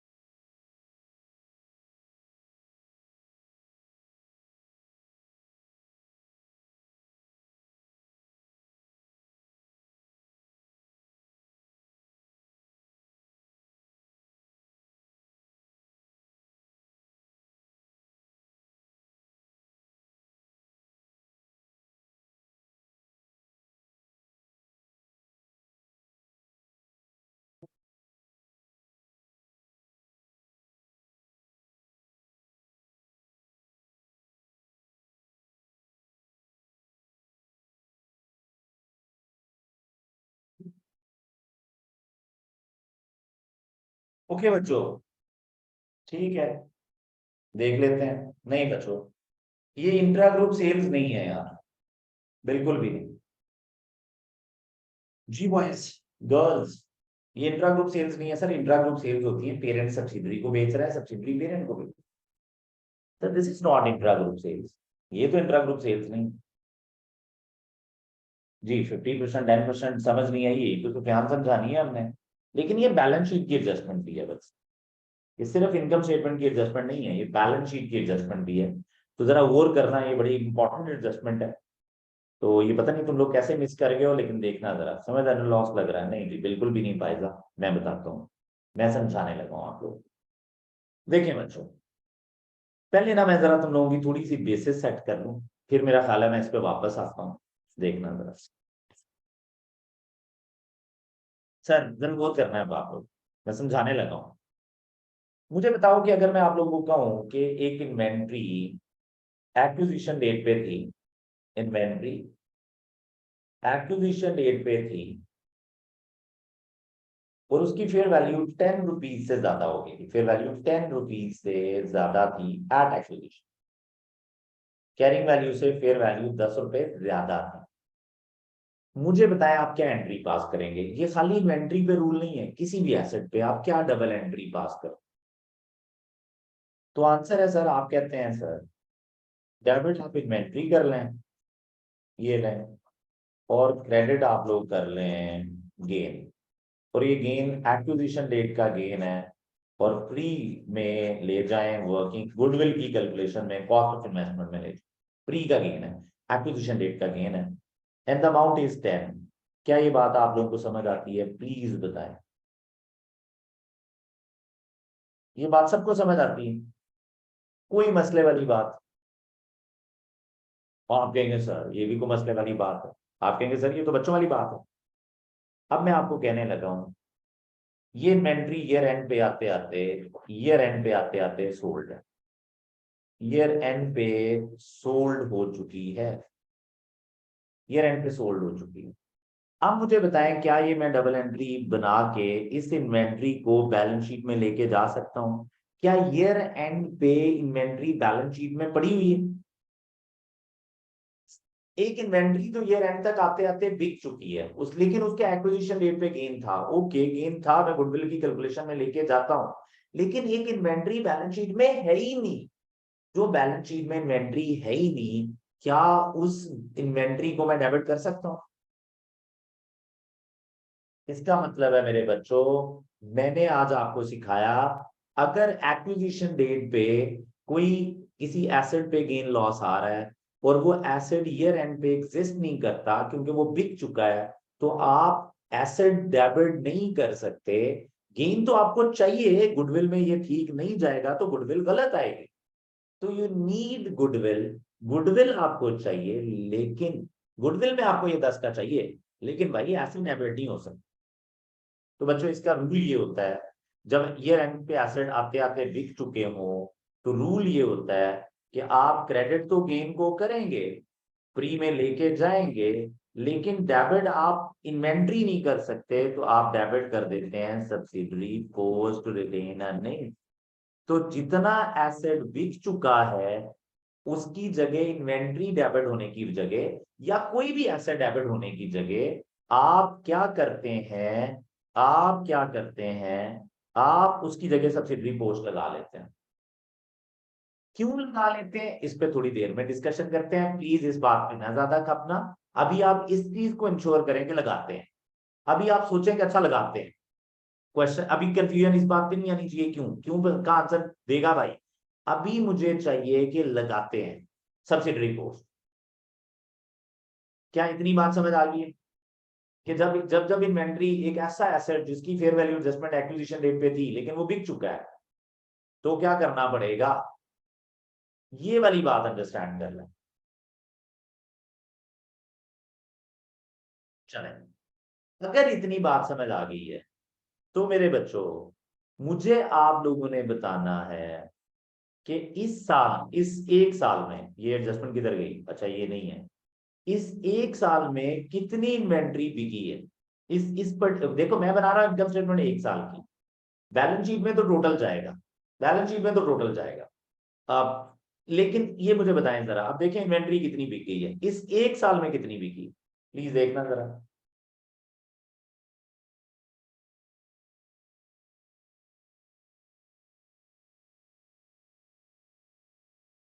अकल करना, मैं पूछ रहा हूं कितनी बिकी है इस एक साल में, सारे अकल करना। वो कह रहा है कि इन्वेंट्री पड़ी हुई थी 200 की इन्वेंट्री की फेयर वैल्यू एडजस्टमेंट थी, 50% इन्वेंट्री पड़ी हुई थी included in inventory of SL at 31 December 2020, और अब ईयर एंड पे 10% पड़ी हुई है 2021 में। तो मेरे भाई 50% पड़ी हुई थी, अब 10% बची पड़ी है, कितनी बिक गई इस साल में, 40%।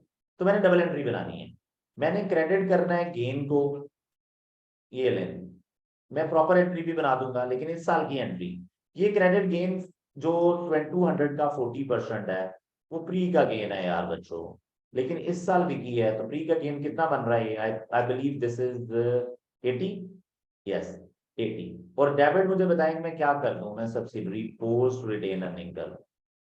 आप मुझे बताएं subsidiary post retain earning rule क्या था, सब्सिडरी पोस्ट की चीजें इनकम स्टेटमेंट में जाने के साथ साथ एनसीआई के शेयर में भी जाएंगी, ये रूल है बच्चों। तो इसको उठाएं, इनकम स्टेटमेंट में भी ले जाओ और एनसीआई शेयर में भी ले जाओ। पहले तो ये एडजस्टमेंट से जांच छुड़वाओ, उसके बाद लॉजिक पे भी आते हैं, ठीक है। क्या ये बात समझ लगी बॉयज?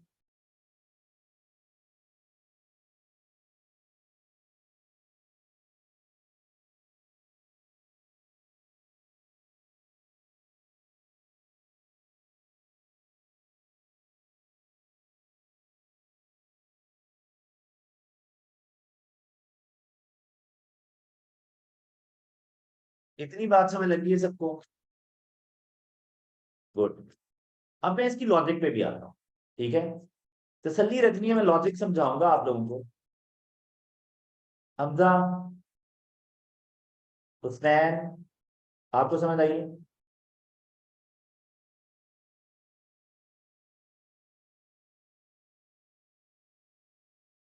Clear, sir. ये जजमेंट पड़ी भी हुई है यार बॉयज, आप लोगों ने एक एग्जाम्पल करवाते होते हैं, हम दो एग्जाम्पल्स कराते होते हैं बेसिकली, और उन दोनों एग्जाम्पल्स में देखना जरा, मैं शेयर करता हूं आप लोगों के साथ एक एग्जाम्पल। उसमें आप लोगों को ये कराई हुई है कि इन्वेंट्री ईयर एंड पे एग्जिस्ट नहीं करती तो क्या करें, इन्वेंट्री ईयर एंड पे एग्जिस्ट नहीं करती तो क्या करें।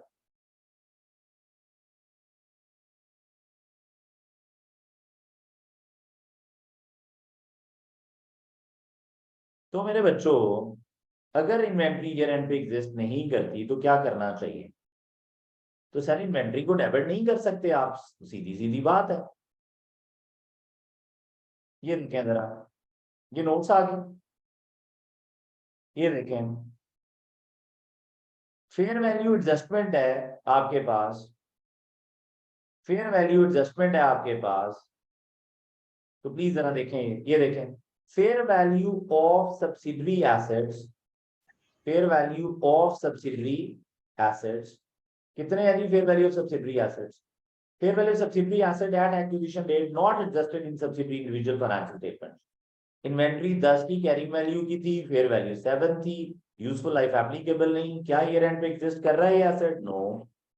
तो जब ईयर एंड पे एग्जिस्ट नहीं कर रहा तो डेबिट एसेट तो नहीं हो सकता, क्रेडिट एसेट तो नहीं हो सकता, तो उसकी जगह हम सब्सिडरी पोस्ट लगा लेते हैं। तो ये बात क्लियर कर लो। आगे बढ़ते हैं जरा, वापस चलते हैं अपने क्वेश्चन की तरफ। तो ये काम मैंने किया। अच्छा लॉजिक क्या है, थोड़ी देर में समझाता हूँ, जरा क्वेश्चन को मैं माइंड कर लूँ, फिर मैं आखिर में मुझे याद दिलाना है, मैं इस पे वापस आऊंगा। अब आ जाओ यार बच्चों, ये भी हो गया। आप इनकम स्टेटमेंट और पोस्ट टैग में लिखें inventory adjustment cost of sale में जानी चाहिए, सारी इन्वेंट्री की मूवमेंट कॉस्ट ऑफ सेल में जाती है। तो बच्चों कितनी एडजस्टमेंट थी, आई बिलीव 80 की थी, ये इधर भी आ जाएगी, डेबिट सब्सिडरी पोस्ट हुआ है बच्चों। और एनसीआई शेयर में भी मैं तो टोटल लिखता हूँ बच्चों। तो मैंने क्या किया, मैंने इन्वेंट्री की, इन्वेंट्री जो सोल्ड थी उसकी adjustment, inventory fair value adjustment post act में जो उसका इम्पैक्ट आया है इस साल का, मैंने वो 80 और 80 डेबिट की एंट्री थी तो माइनस कर दिया। तो इनकम स्टेटमेंट में भी चला गया, एनसीए शेयर में भी चला गया, तो मैं कह रहा हूँ सब्सिडरी पोस्ट की चीजें दोनों जगह जानी है। अब मेरे बच्चों पोस्ट कर लें जरा, अब आ जाए यार बच्चों नेक्स्ट एडजस्टमेंट पे। क्वेश्चन ऑलमोस्ट खत्म होने वाला है, सिंपल सिंपल चीजें रह गई हैं, जरा देख लेते हैं। अच्छा गेन कितना था एक्विजिशन रेट पे यार, प्लीज वो भी लिख लें। यहाँ पे मैं लिख नहीं रहा। इन्वेंट्री का गेन 200 का गेन था, एक्विजिशन रेट पे तो पूरा ही था ना, तो इन्वेंट्री का गेन था ये भी इधर आ गया। आगे मेरे बच्चों भागते हैं जरा। नेक्स्ट क्या कहानी है जी, HL has designated its investment in listed company as subsequently measured at fair value through PNL. Sir HL की जो है वो फेयर वैल्यू थ्रू पीएनएल है, इसका मतलब है उसका gain loss profit and loss में जाएगा, याद रखना। Whereas SL and FL irrevocably elected their respective investment, ये एक irrevocable election होता है बच्चों IFRS 9 में। IFRS 9 कहता है कि अगर आपने फेयर वैल्यू थ्रू OCI पे इन्वेस्टमेंट को लाना है तो दो क्राइटेरियाज है। पहला, आप लोग नॉट फॉर ट्रेडिंग होना चाहिए, और दूसरा irrevocable इलेक्शन होना चाहिए, ऐसा इलेक्शन जो तोड़ा नहीं जा सकता कल को। तो मैं इसको कहता होता हूँ कि भाई आपने कसमें वादे खा लेने हैं कि हम इधर ही रहेंगे। मैं इसको कहता हूँ ये निकाह है, जिसमें आप ये नहीं कह रहे कि चलो जब दिल करेगा तोड़ लेंगे, आप पक्का सोच के एंटर हो गए हैं कि इधर इसकी वाली कैटेगरी हमने नहीं छोड़नी। इसको कहते हैं इनरिवोकेबल इलेक्शन। तो जिसका इनरिवोकेबल इलेक्शन हो चुका होता है वो फेयर वैल्यू थ्रू ओसीआई होती है। Their respective investment on initial recognition on 1st June 2021 as subsequently measured at fair value through other comprehensive income। तो सर एसएल और एफएल वाले जो हैं वो ओसीआई वाले गेन लॉसेस हैं, और जो हमारे भाई हैं एचएल, उनका जो गेन लॉस है वो पीएनएल वाला है। तो अब फाइनली मुझे पता चल गया कि ये जो है ये 195 पीएनएल में रहेगा, ये 80 का लॉस जो है ये ओसीआई में जाएगा, और ये ओसीआई की चीज है लेकिन मैंने ये सारी लिखनी नहीं होती। एसोसिएट में से मैंने सिर्फ दो चीजों का शेयर उठाना होता है, पैट का और ओसीआई का। तो इसका मैं शेयर उठाऊंगा, लेकिन मुझे पता चल गया ये ओसीआई का मैं।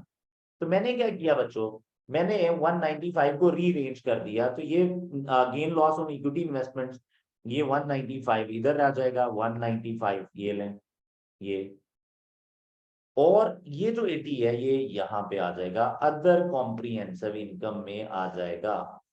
तो ये अदर कॉम्प्रिहेंसिव इनकम में लिखना है मैंने। तो 80 का लॉस है बच्चों, तो गेन या लॉस ऑन इक्विटी इन्वेस्टमेंट्स ये 80 आ गया। 100% कंसोलिडेशन हो रही होती है सब्सिडरी की। एसोसिएट्स में से मैंने दो चीजें उठानी है, वो मैं पे उठा लूंगा। ले मेरे बच्चों, ये वो कहानी है जो आपको पता होनी चाहिए, प्लीज बताएं ये बात समझ लगी।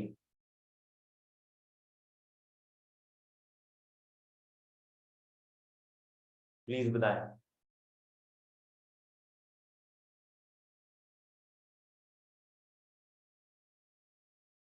बाकी सारे भी ठीक है, सारे क्लियर है, आगे बढ़ जाए फिर। ओके, अब आ जाए यार बच्चों नेक्स्ट क्या है, अब आ जाए नेक्स्ट क्या है, देख लेते हैं नेक्स्ट क्या है। कह रहे SLSL सब्सिडरी का नाम है, paid cash dividend of 8% for a half year ended 30 जून 2021। मेरे ईयर में हाफ ईयर का 8% उन्होंने इंटरेस्ट पे डिविडेंड पे किया है। HL recorded it share as other income. तो यार ये इंट्रा ग्रुप डिविडेंड है, पेरेंट ने अपनी इनकम में लिखा हुआ है, वहां से एलिमिनेट कर दें। इंट्रा ग्रुप डिविडेंड है तो इसको एलिमिनेट कर देते हैं। अब मुझे बताएं 8% किसका, तो सर शेयर कैपिटल का 8% लेते हैं आप। डिविडेंड जब भी कुछ मेंशन ना हो, तो शेयर कैपिटल कितना था इस भाई का, इस भाई का शेयर कैपिटल था 1500। तो तू बताएगा यार कितना डिविडेंड आ रहा है, 1500 का 8%, लेकिन पेरेंट अपना शेयर सिर्फ लिख के बैठा हुआ है। तो को बताएगा कितना आ रहा है यार बच्चों, प्लीज बता दें कितना आएगा। 120 आ रहा है भाई कह रहा है। ओके, देख लेते हैं सर। तो मैं डिविडेंड माइनस करने लगा हूं। देखें 1500 का कितना था, 1500 का 8% उन्होंने डिविडेंड दिया है। यार पेरेंट ने कितना रिकॉर्ड किया होगा, पेरेंट ने तो 75% रिकॉर्ड किया होगा ना अपनी इनकम में, पेरेंट को तो 75% मिला होगा। तो प्लीज बताएं कितना आ रहा है। 90, आर यू श्योर? तो बच्चों 90 पेरेंट ने डिविडेंड लिखा हुआ है जो उसे सब्सिडरी से मिला है। तो यार इंट्रा ग्रुप डिविडेंड एलिमिनेट करें। तो मैंने 90 उठाया इधर से और अदर इनकम में से जाके यहां से 90 माइनस कर दिया जो इंट्रा ग्रुप डिविडेंड था। ये लें सर,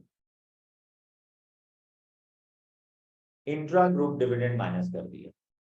प्लीज बताएं ये बात समझ आ गई आपको? ओके बच्चों, अगर इतनी बात समझ आ गई है तो आगे बढ़ते हैं। ले, कोई टेंशन तो नहीं है? अब आ जाए यार बच्चों आगे। आगे क्या है?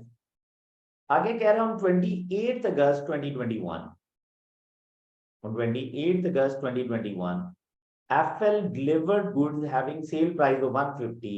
FL कौन है? पता है कौन है FL? FL है एसोसिएट। ये देख लें जरा, FL एसोसिएट है।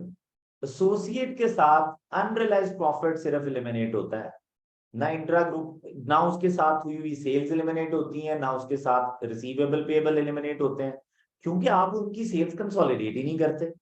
तो जो चीज आपने वहां से उठाई नहीं है उसको आप एलिमिनेट नहीं करेंगे। अनरियलाइज्ड प्रॉफिट इसलिए एलिमिनेट कर देते हैं कि हम उसका प्रॉफिट उठा रहे हैं। तो मेरे भाई सिर्फ अनरियलाइज्ड प्रॉफिट एलिमिनेट होना है एफएल के साथ। आगे कह रहे हैं on 25th August 2021, FL delivered goods having sale price of 150 at markup of 20% to HL. 40% of these goods are still included in HL inventory at 31st December 2021। को मुझे प्रॉफिट बता सकता है अनरियलाइज्ड प्रॉफिट कितना है एसोसिएट के साथ?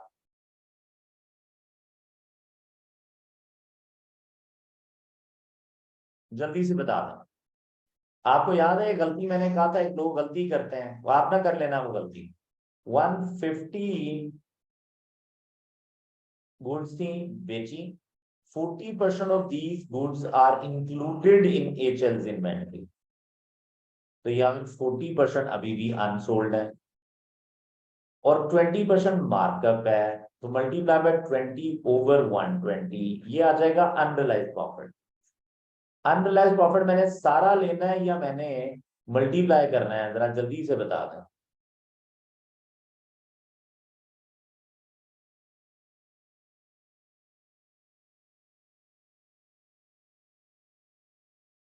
सिर्फ अपना शेयर लेना है, सिर्फ अपना शेयर।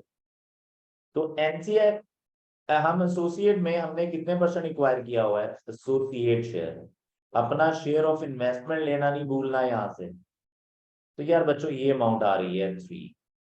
ये अब ट्रीटमेंट जरा वो दिल थाम के रखना, मैं इसका ट्रीटमेंट बताने लगा। एसोसिएट सेलर होगा तो बच्चों किसने प्रॉफिट कमाया हुआ है? बताएं प्लीज। अगर एसोसिएट सेलर है तो प्रॉफिट किसने कमाया हुआ है? एसोसिएट ने। स्टैंडर्ड कहता है कि भाईजान जब प्रॉफिट एसोसिएट ने कमाया हुआ है तो आपने share of profit from associate इधर लाके लिखना है। आप इधर लाके लिखेंगे share of profit from associate. तो ये जो प्रॉफिट का शेयर आपने लाना है ना, इसी में जो अनरियलाइज्ड प्रॉफिट है वो भी शामिल है, share of profit from associate. तो भाईजान आप ये करें कि आप इसमें से माइनस करें, क्या माइनस करना है आप लोगों ने? अनरियलाइज्ड प्रॉफिट बाय ये काम करना है आपने, इधर से माइनस करना है। अगर एसोसिएट सेलर होगा, अगर एसोसिएट क्या होगा? सेलर होगा, तो आप एसोसिएट के प्रॉफिट शेयर में से माइनस करेंगे। इधर लाना है मैंने अभी, एसोसिएट के में से पैट उठाना है, ओसीएफ उठाना है, तो उसके जो पैट शेयर उसमें से, क्योंकि उसी पैट में अनरियलाइज्ड प्रॉफिट शामिल है। पेरेंट सेलर होता तो इधर आ जाता, कॉस्ट ऑफ सेल में आ जाता। ये बात एक इंपॉर्टेंट बात है, नोट बना लें कहीं। वैसे एग्जामिनर से डिस्कशन हुई थी, वो कह रहा था कि दोनों तरीके से मार्क्स दे दूंगा, ऊपर भी लिख देगा तो दे दूंगा मार्क्स, लेकिन सही तरीका ये है 3 है तो 3 लिख लें यार, लड़ना नहीं है, वैल्यू पे नहीं लड़ना मेरे से। मैं तो कॉन्सेप्ट पे फोकस करके चक्कर में पड़ा हुआ, लेकिन थैंक यू सो मच बताने के लिए। तो 3 का मेरे बच्चों unrealised profit share of profit में से लेस कराना है। इसका एक नोट बना लो साइड पे कि अगर एसोसिएट सेलर होगा, unrealised profit share of profit from associate में से ही उसी लाइन में से माइनस करना। अब मेरे बच्चों ये एसोसिएट की कहानी थी। अब आ जाए यार बच्चों, नेक्स्ट देखते हैं आगे क्या है। आगे अब मुझे बताएं, फाइनली वो कह रहा है गुडविल जो है उसका 15% लॉस हो गया, और हम गुडविल कैलकुलेट भी कर चुके हैं। एनसीआई वो कह रहा है प्रोपोर्शनेटेड शेयर पे है। सर मुझे बताएं, एनसीआई जब प्रोपोर्शनेटेड शेयर पे होता है तो गुडविल में एनसीआई का ताल्लुक होता है या नहीं होता? इम्पेयरमेंट लॉस में ना impairment loss NCI, no NCI in impairment loss. और गुडविल में भी एनसीआई की कोई चक्कर नहीं है, गुडविल ओनली पेरेंट की है, तो इम्पेयरमेंट लॉस में एनसीआई का कोई ताल्लुक नहीं है। एनसीआई प्रोपोर्शनेटेड शेयर पे होने का मतलब क्या है? तो सर गुडविल कैलकुलेट करके हम 15% लॉस ले लेते हैं।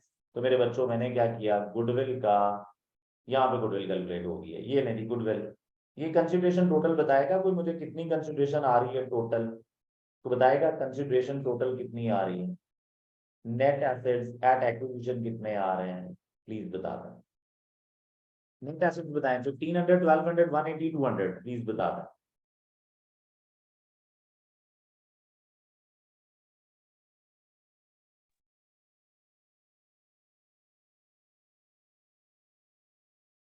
थ्री जीरो एट जीरो आ रहे हैं, ओके। तो 3080 आ रहे हैं यार बच्चों नेट एसेट्स, 3080। कंसिडरेशन बताएं कितनी है, कंसिडरेशन बताएं। 2590। एनसीआई की वैल्यू चाहिए मुझे, 3080 नेट एसेट में एनसीआई 25%। प्रोपोर्शनेटेड शेयर बता दें।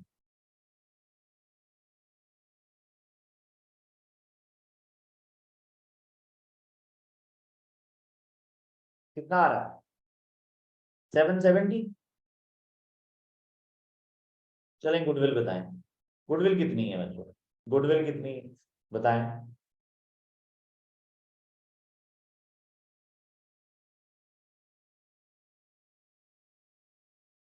गुडविल बताएं। 280। 280 की गुडविल है यार। मुझे बताएं कितना परसेंट इम्पेयरमेंट लॉस है, और हमारे साल में है, हो सकता है पिछले साल का भी दे देता, हमने नहीं लिखना था। तो 15% इसका इम्पेयरमेंट लॉस है बच्चों, जिसमें एनसीआई का कोई ताल्लुक नहीं है, सिर्फ पेरेंट का है। तो 280 का 15% इम्पेयरमेंट लॉस है बच्चों। तो बताएगा यार कितना बन रहा है ये?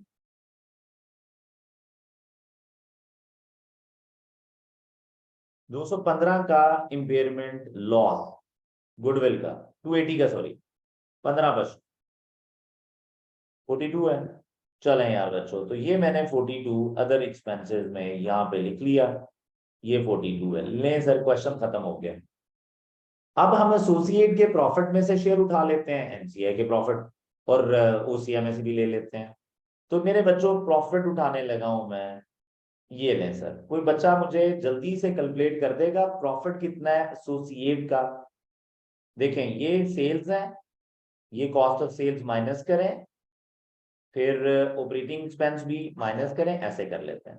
ये minus other income add, OCI नहीं लेना, ओसीआई नहीं लेना, ये ओसीआई में अलहदा शेयर लिया जाता है। फाइनेंस कॉस्ट माइनस, और ये रीवैल्यूएशन वाज परफॉर्म्ड ऑन 31 दिसंबर 2021, ये भी इसका ओसीआई का आइटम है। तो यार ओसीआई के अलावा पीएनएल आइटम्स इकट्ठे करके छोटी सी पीएनएल बना लो, एड लेस करके। मुझे एसोसिएट के प्रॉफिट में से शेयर चाहिए। सुबहान कह रहा है कि सर 492 आ रहा है, पक्का 492 आ रहा है? कर लूं यकीन आप लोगों पे, 492 कह रहे हैं यार ये बॉयज, कर लूं यकीन? करने लगा हूं मैं इन पे यकीन।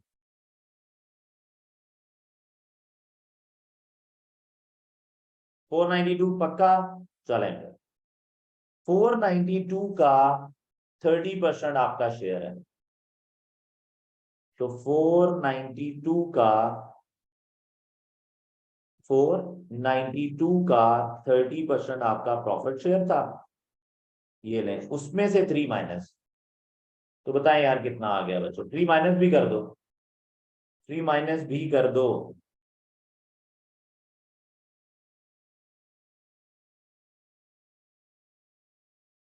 ना, अब आपको पता है कि मैंने ये गलती की है, किसी ने गौर नहीं किया। हमेशा पोस्ट एक्ट कंसोलिडेशन करनी है। ये प्रॉफिट पूरे साल का है, एसोसिएट को एक्वायर किए हुए कितना टाइम हुआ था, एसोसिएट को एक्वायर किए हुए 10 माह हुए थे और किसी एक बच्चे ने गौर नहीं किया, जल्दी जल्दी ठगाठक लगे हुए हैं, वो है post act, post act, post act. समझ लगी? अब मेरे बच्चों जरा जल्दी से दोबारा 10/12 भी कर दो। शाबाश। ये लो, ये गलती कराई है मैंने तुम लोगों से, ये याद रखना। 10/12 पोस्ट एक्ट का शेयर चाहिए। तो बताएंगे जरा कितना आ गया? 123 -3 करके या 3 -3 करेंगे, तो फाइनली ये शेयर ऑफ प्रॉफिट आ जाएगा 120। अब ओसीआई में से भी उठा लें शेयर। चलें, ओसीआई की दो चीजें मैं ले जाता हूँ। ओसीआई में दो चीजें हैं। चले बताएं, ओसीआई में से अपना शेयर कितना आएगा? जी सर, ओसीआई में से कितना शेयर आएगा? जो गेन्स आए वो ईयर एंड पे आए हैं, इनको टाइम पोर्शन ना करना है। ये गेन्स है, ये ईयर एंड पे ही राइज हुए हैं। रिवैल्यूएशन गेन वो क्या कह रहा है, ईयर एंड पे आए हैं। जो इन्वेस्टमेंट इन इक्विटी है उसमें उसने बोला था कि जून में खरीदा है, दिसंबर तक लास्ट 6 मंथ्स का गेन है। लेट मी रीश्योर यू, ये देखें, ये गेन ईयर एंड पे आया है, ये पोस्ट एक्विजिशन पीरियड का गेन है, इसको टाइम पोर्शन नहीं करना, ऑलरेडी पोस्ट एक्ट है। ये 20 के बारे में बता रहा था, कहाँ गई इन्वेस्टमेंट जिसमें ये लें। ये देखें 1 जून से ऑनवर्ड्स गेन आया है, ये देखें 1 जून के बाद, यानी कि आखिरी 7 मंथ्स का गेन है। तो ये दोनों पोस्ट एक्ट हैं, इनको टाइम पोर्शन नहीं करना। तो मेरे बच्चों जरा जल्दी से बताएं, जरा क्या करूं मैं? 1 किधर गया? 120 का शेयर ले लें। तो यहां पे लिखेंगे आप share of OCI from, share of OCI from associate.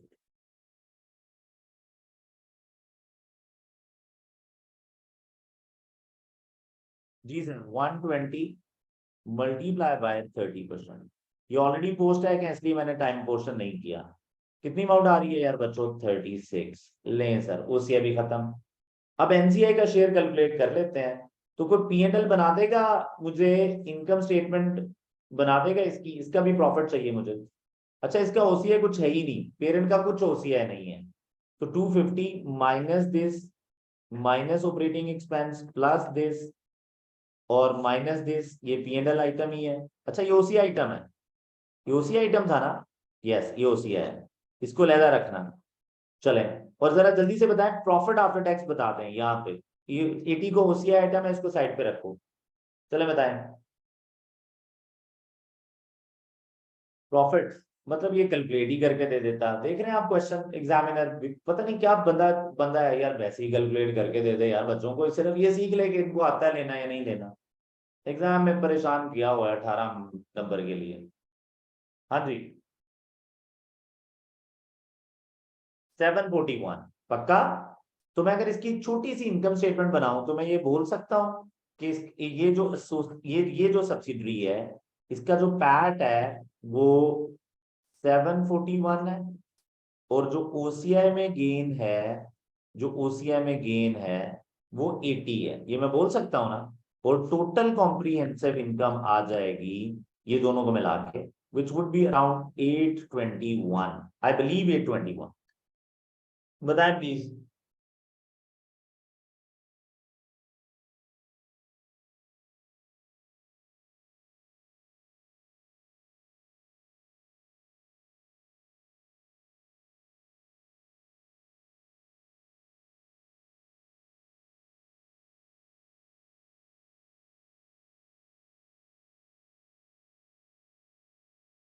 Eighty का लॉस है, ओके बच्चों, 80 का लॉस है, थैंक यू सो मच। अब बताएं कितना है? 661 है, थैंक यू सो मच यार, ये बता के तुम लोगों ने मेरी जिंदगी आसान कर दी। अब मुझे बताएं क्या करूं?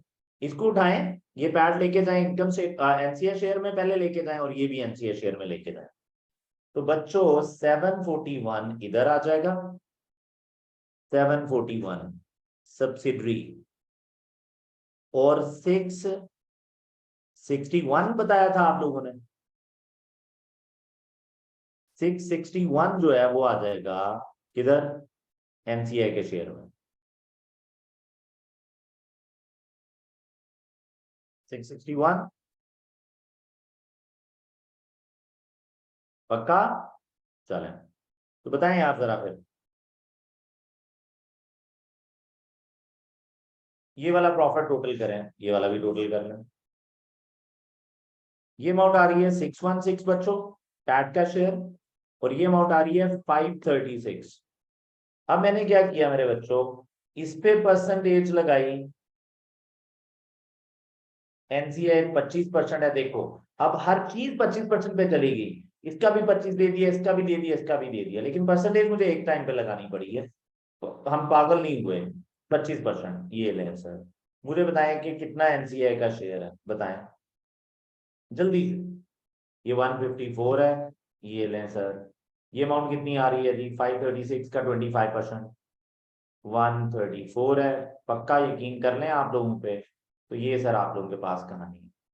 अब अगर इतनी कहानी आपको समझ आ गई है 154 और 134 वाली, तो इसको लिखें इधर 154, प्रॉफिट आफ्टर टैक्स का हिस्सा है, तो 154 इधर आ जाएगा यार बच्चों, और NC total comprehensive income is 134। ये वो काम था जो आप लोगों ने करना था। प्लीज बताएं, यहां तक समझ आ गई आप लोगों को?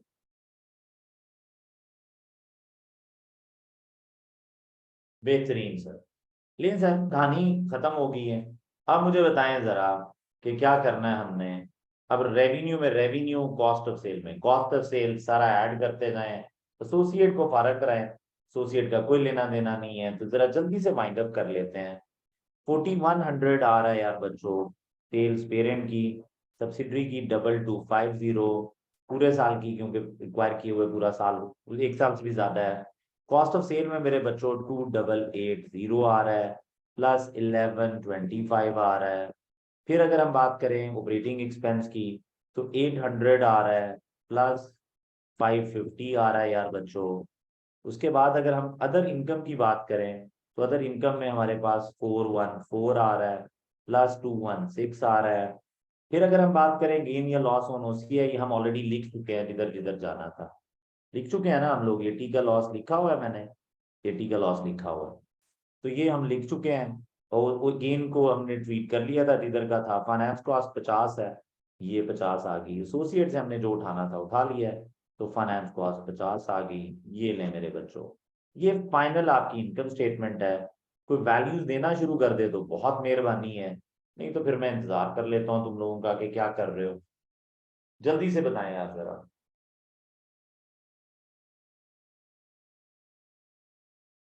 जी सर।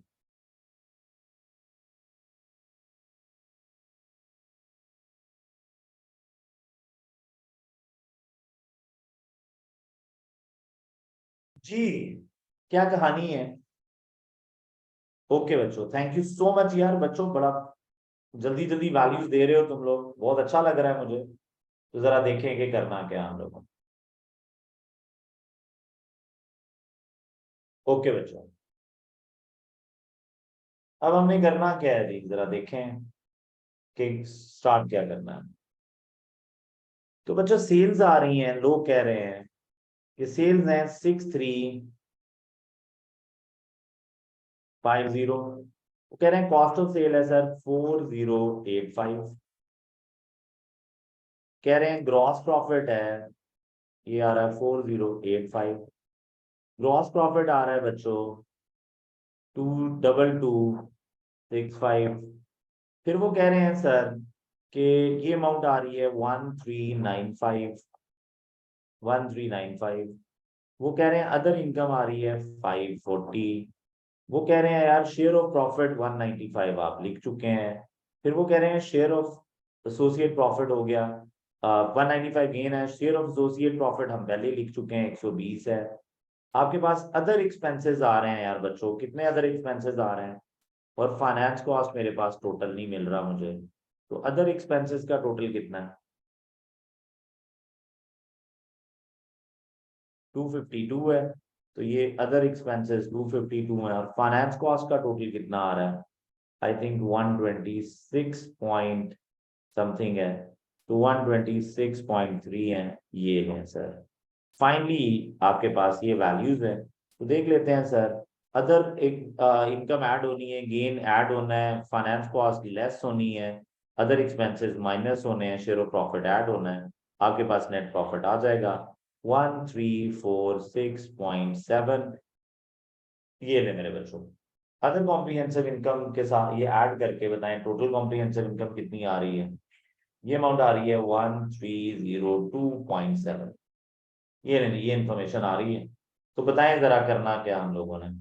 तो जी सर, ये इसमें से ये आप लोगों ने माइनस करना है, बाकी पेरेंट का हिस्सा है, और इसमें से हमने ये माइनस करना है, तो बाकी एनसीआई पेरेंट का हिस्सा है।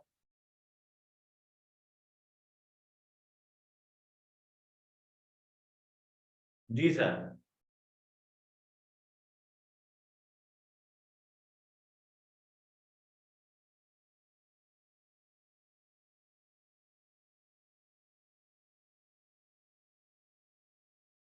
जी सर, जब 1346 में से जो बाकी बच गया, 154 माइनस किया तो जो बाकी बच गया 1192, ये वाला आ रहा है 1192।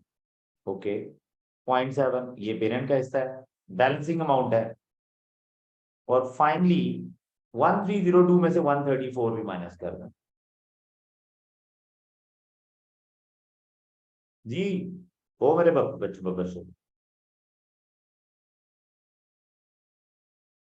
1168.7 कह रहे हैं यार। ये लें यार बच्चों, ये था इनकम स्टेटमेंट का क्वेश्चन। बताएं प्लीज समझ आया या नहीं। एक छोटी सी बात रह गई है इन्वेंट्री को लेके, ये बात क्लियर है, बाकी सब समझ आ जाना चाहिए। बताएं बाकी सब समझ आ गए। सुफियान, आपने, मेरा ख्याल है किसी ने कहा था मुझे इनकम स्टेटमेंट नहीं आती, देखें जरा, थोड़ा आइडिया हो गया आपको।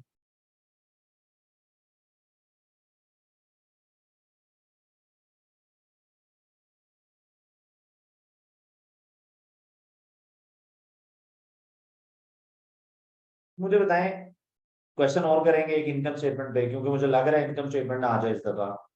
बहरहाल, अब मुझे बताएं आप लोगों की असाइनमेंट कौन सी है जो क्वेश्चन आप लोगों ने करना है, या फिर दूसरा काम है कि बाकी तैयारी करते जाओ, कंसोलिडेशन मेरे साथ साथ रखो।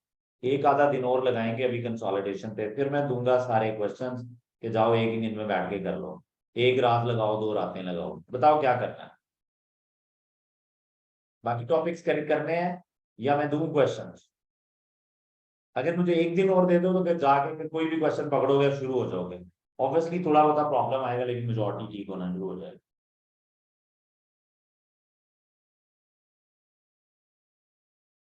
बाकी लोग 20 मार्क्स हैं गाइस, हुसनैन, हमजा, अब्दुल्ला। चलिए आप ना अपनी बाकी तैयारी करते जाएं, थोड़ी कंसोलिडेशन रिवाइज करते जाएं। मेरी तरफ से कोई असाइनमेंट नहीं है, वैसे आप कोई भी क्वेश्चन ओपन करके कर सकते हैं, लेकिन मैं एक दिन और लगाऊंगा इसके ऊपर, तो चीजें बड़ी इजी हो जाएंगी। डन है mister Husnain? Yes, sir, done.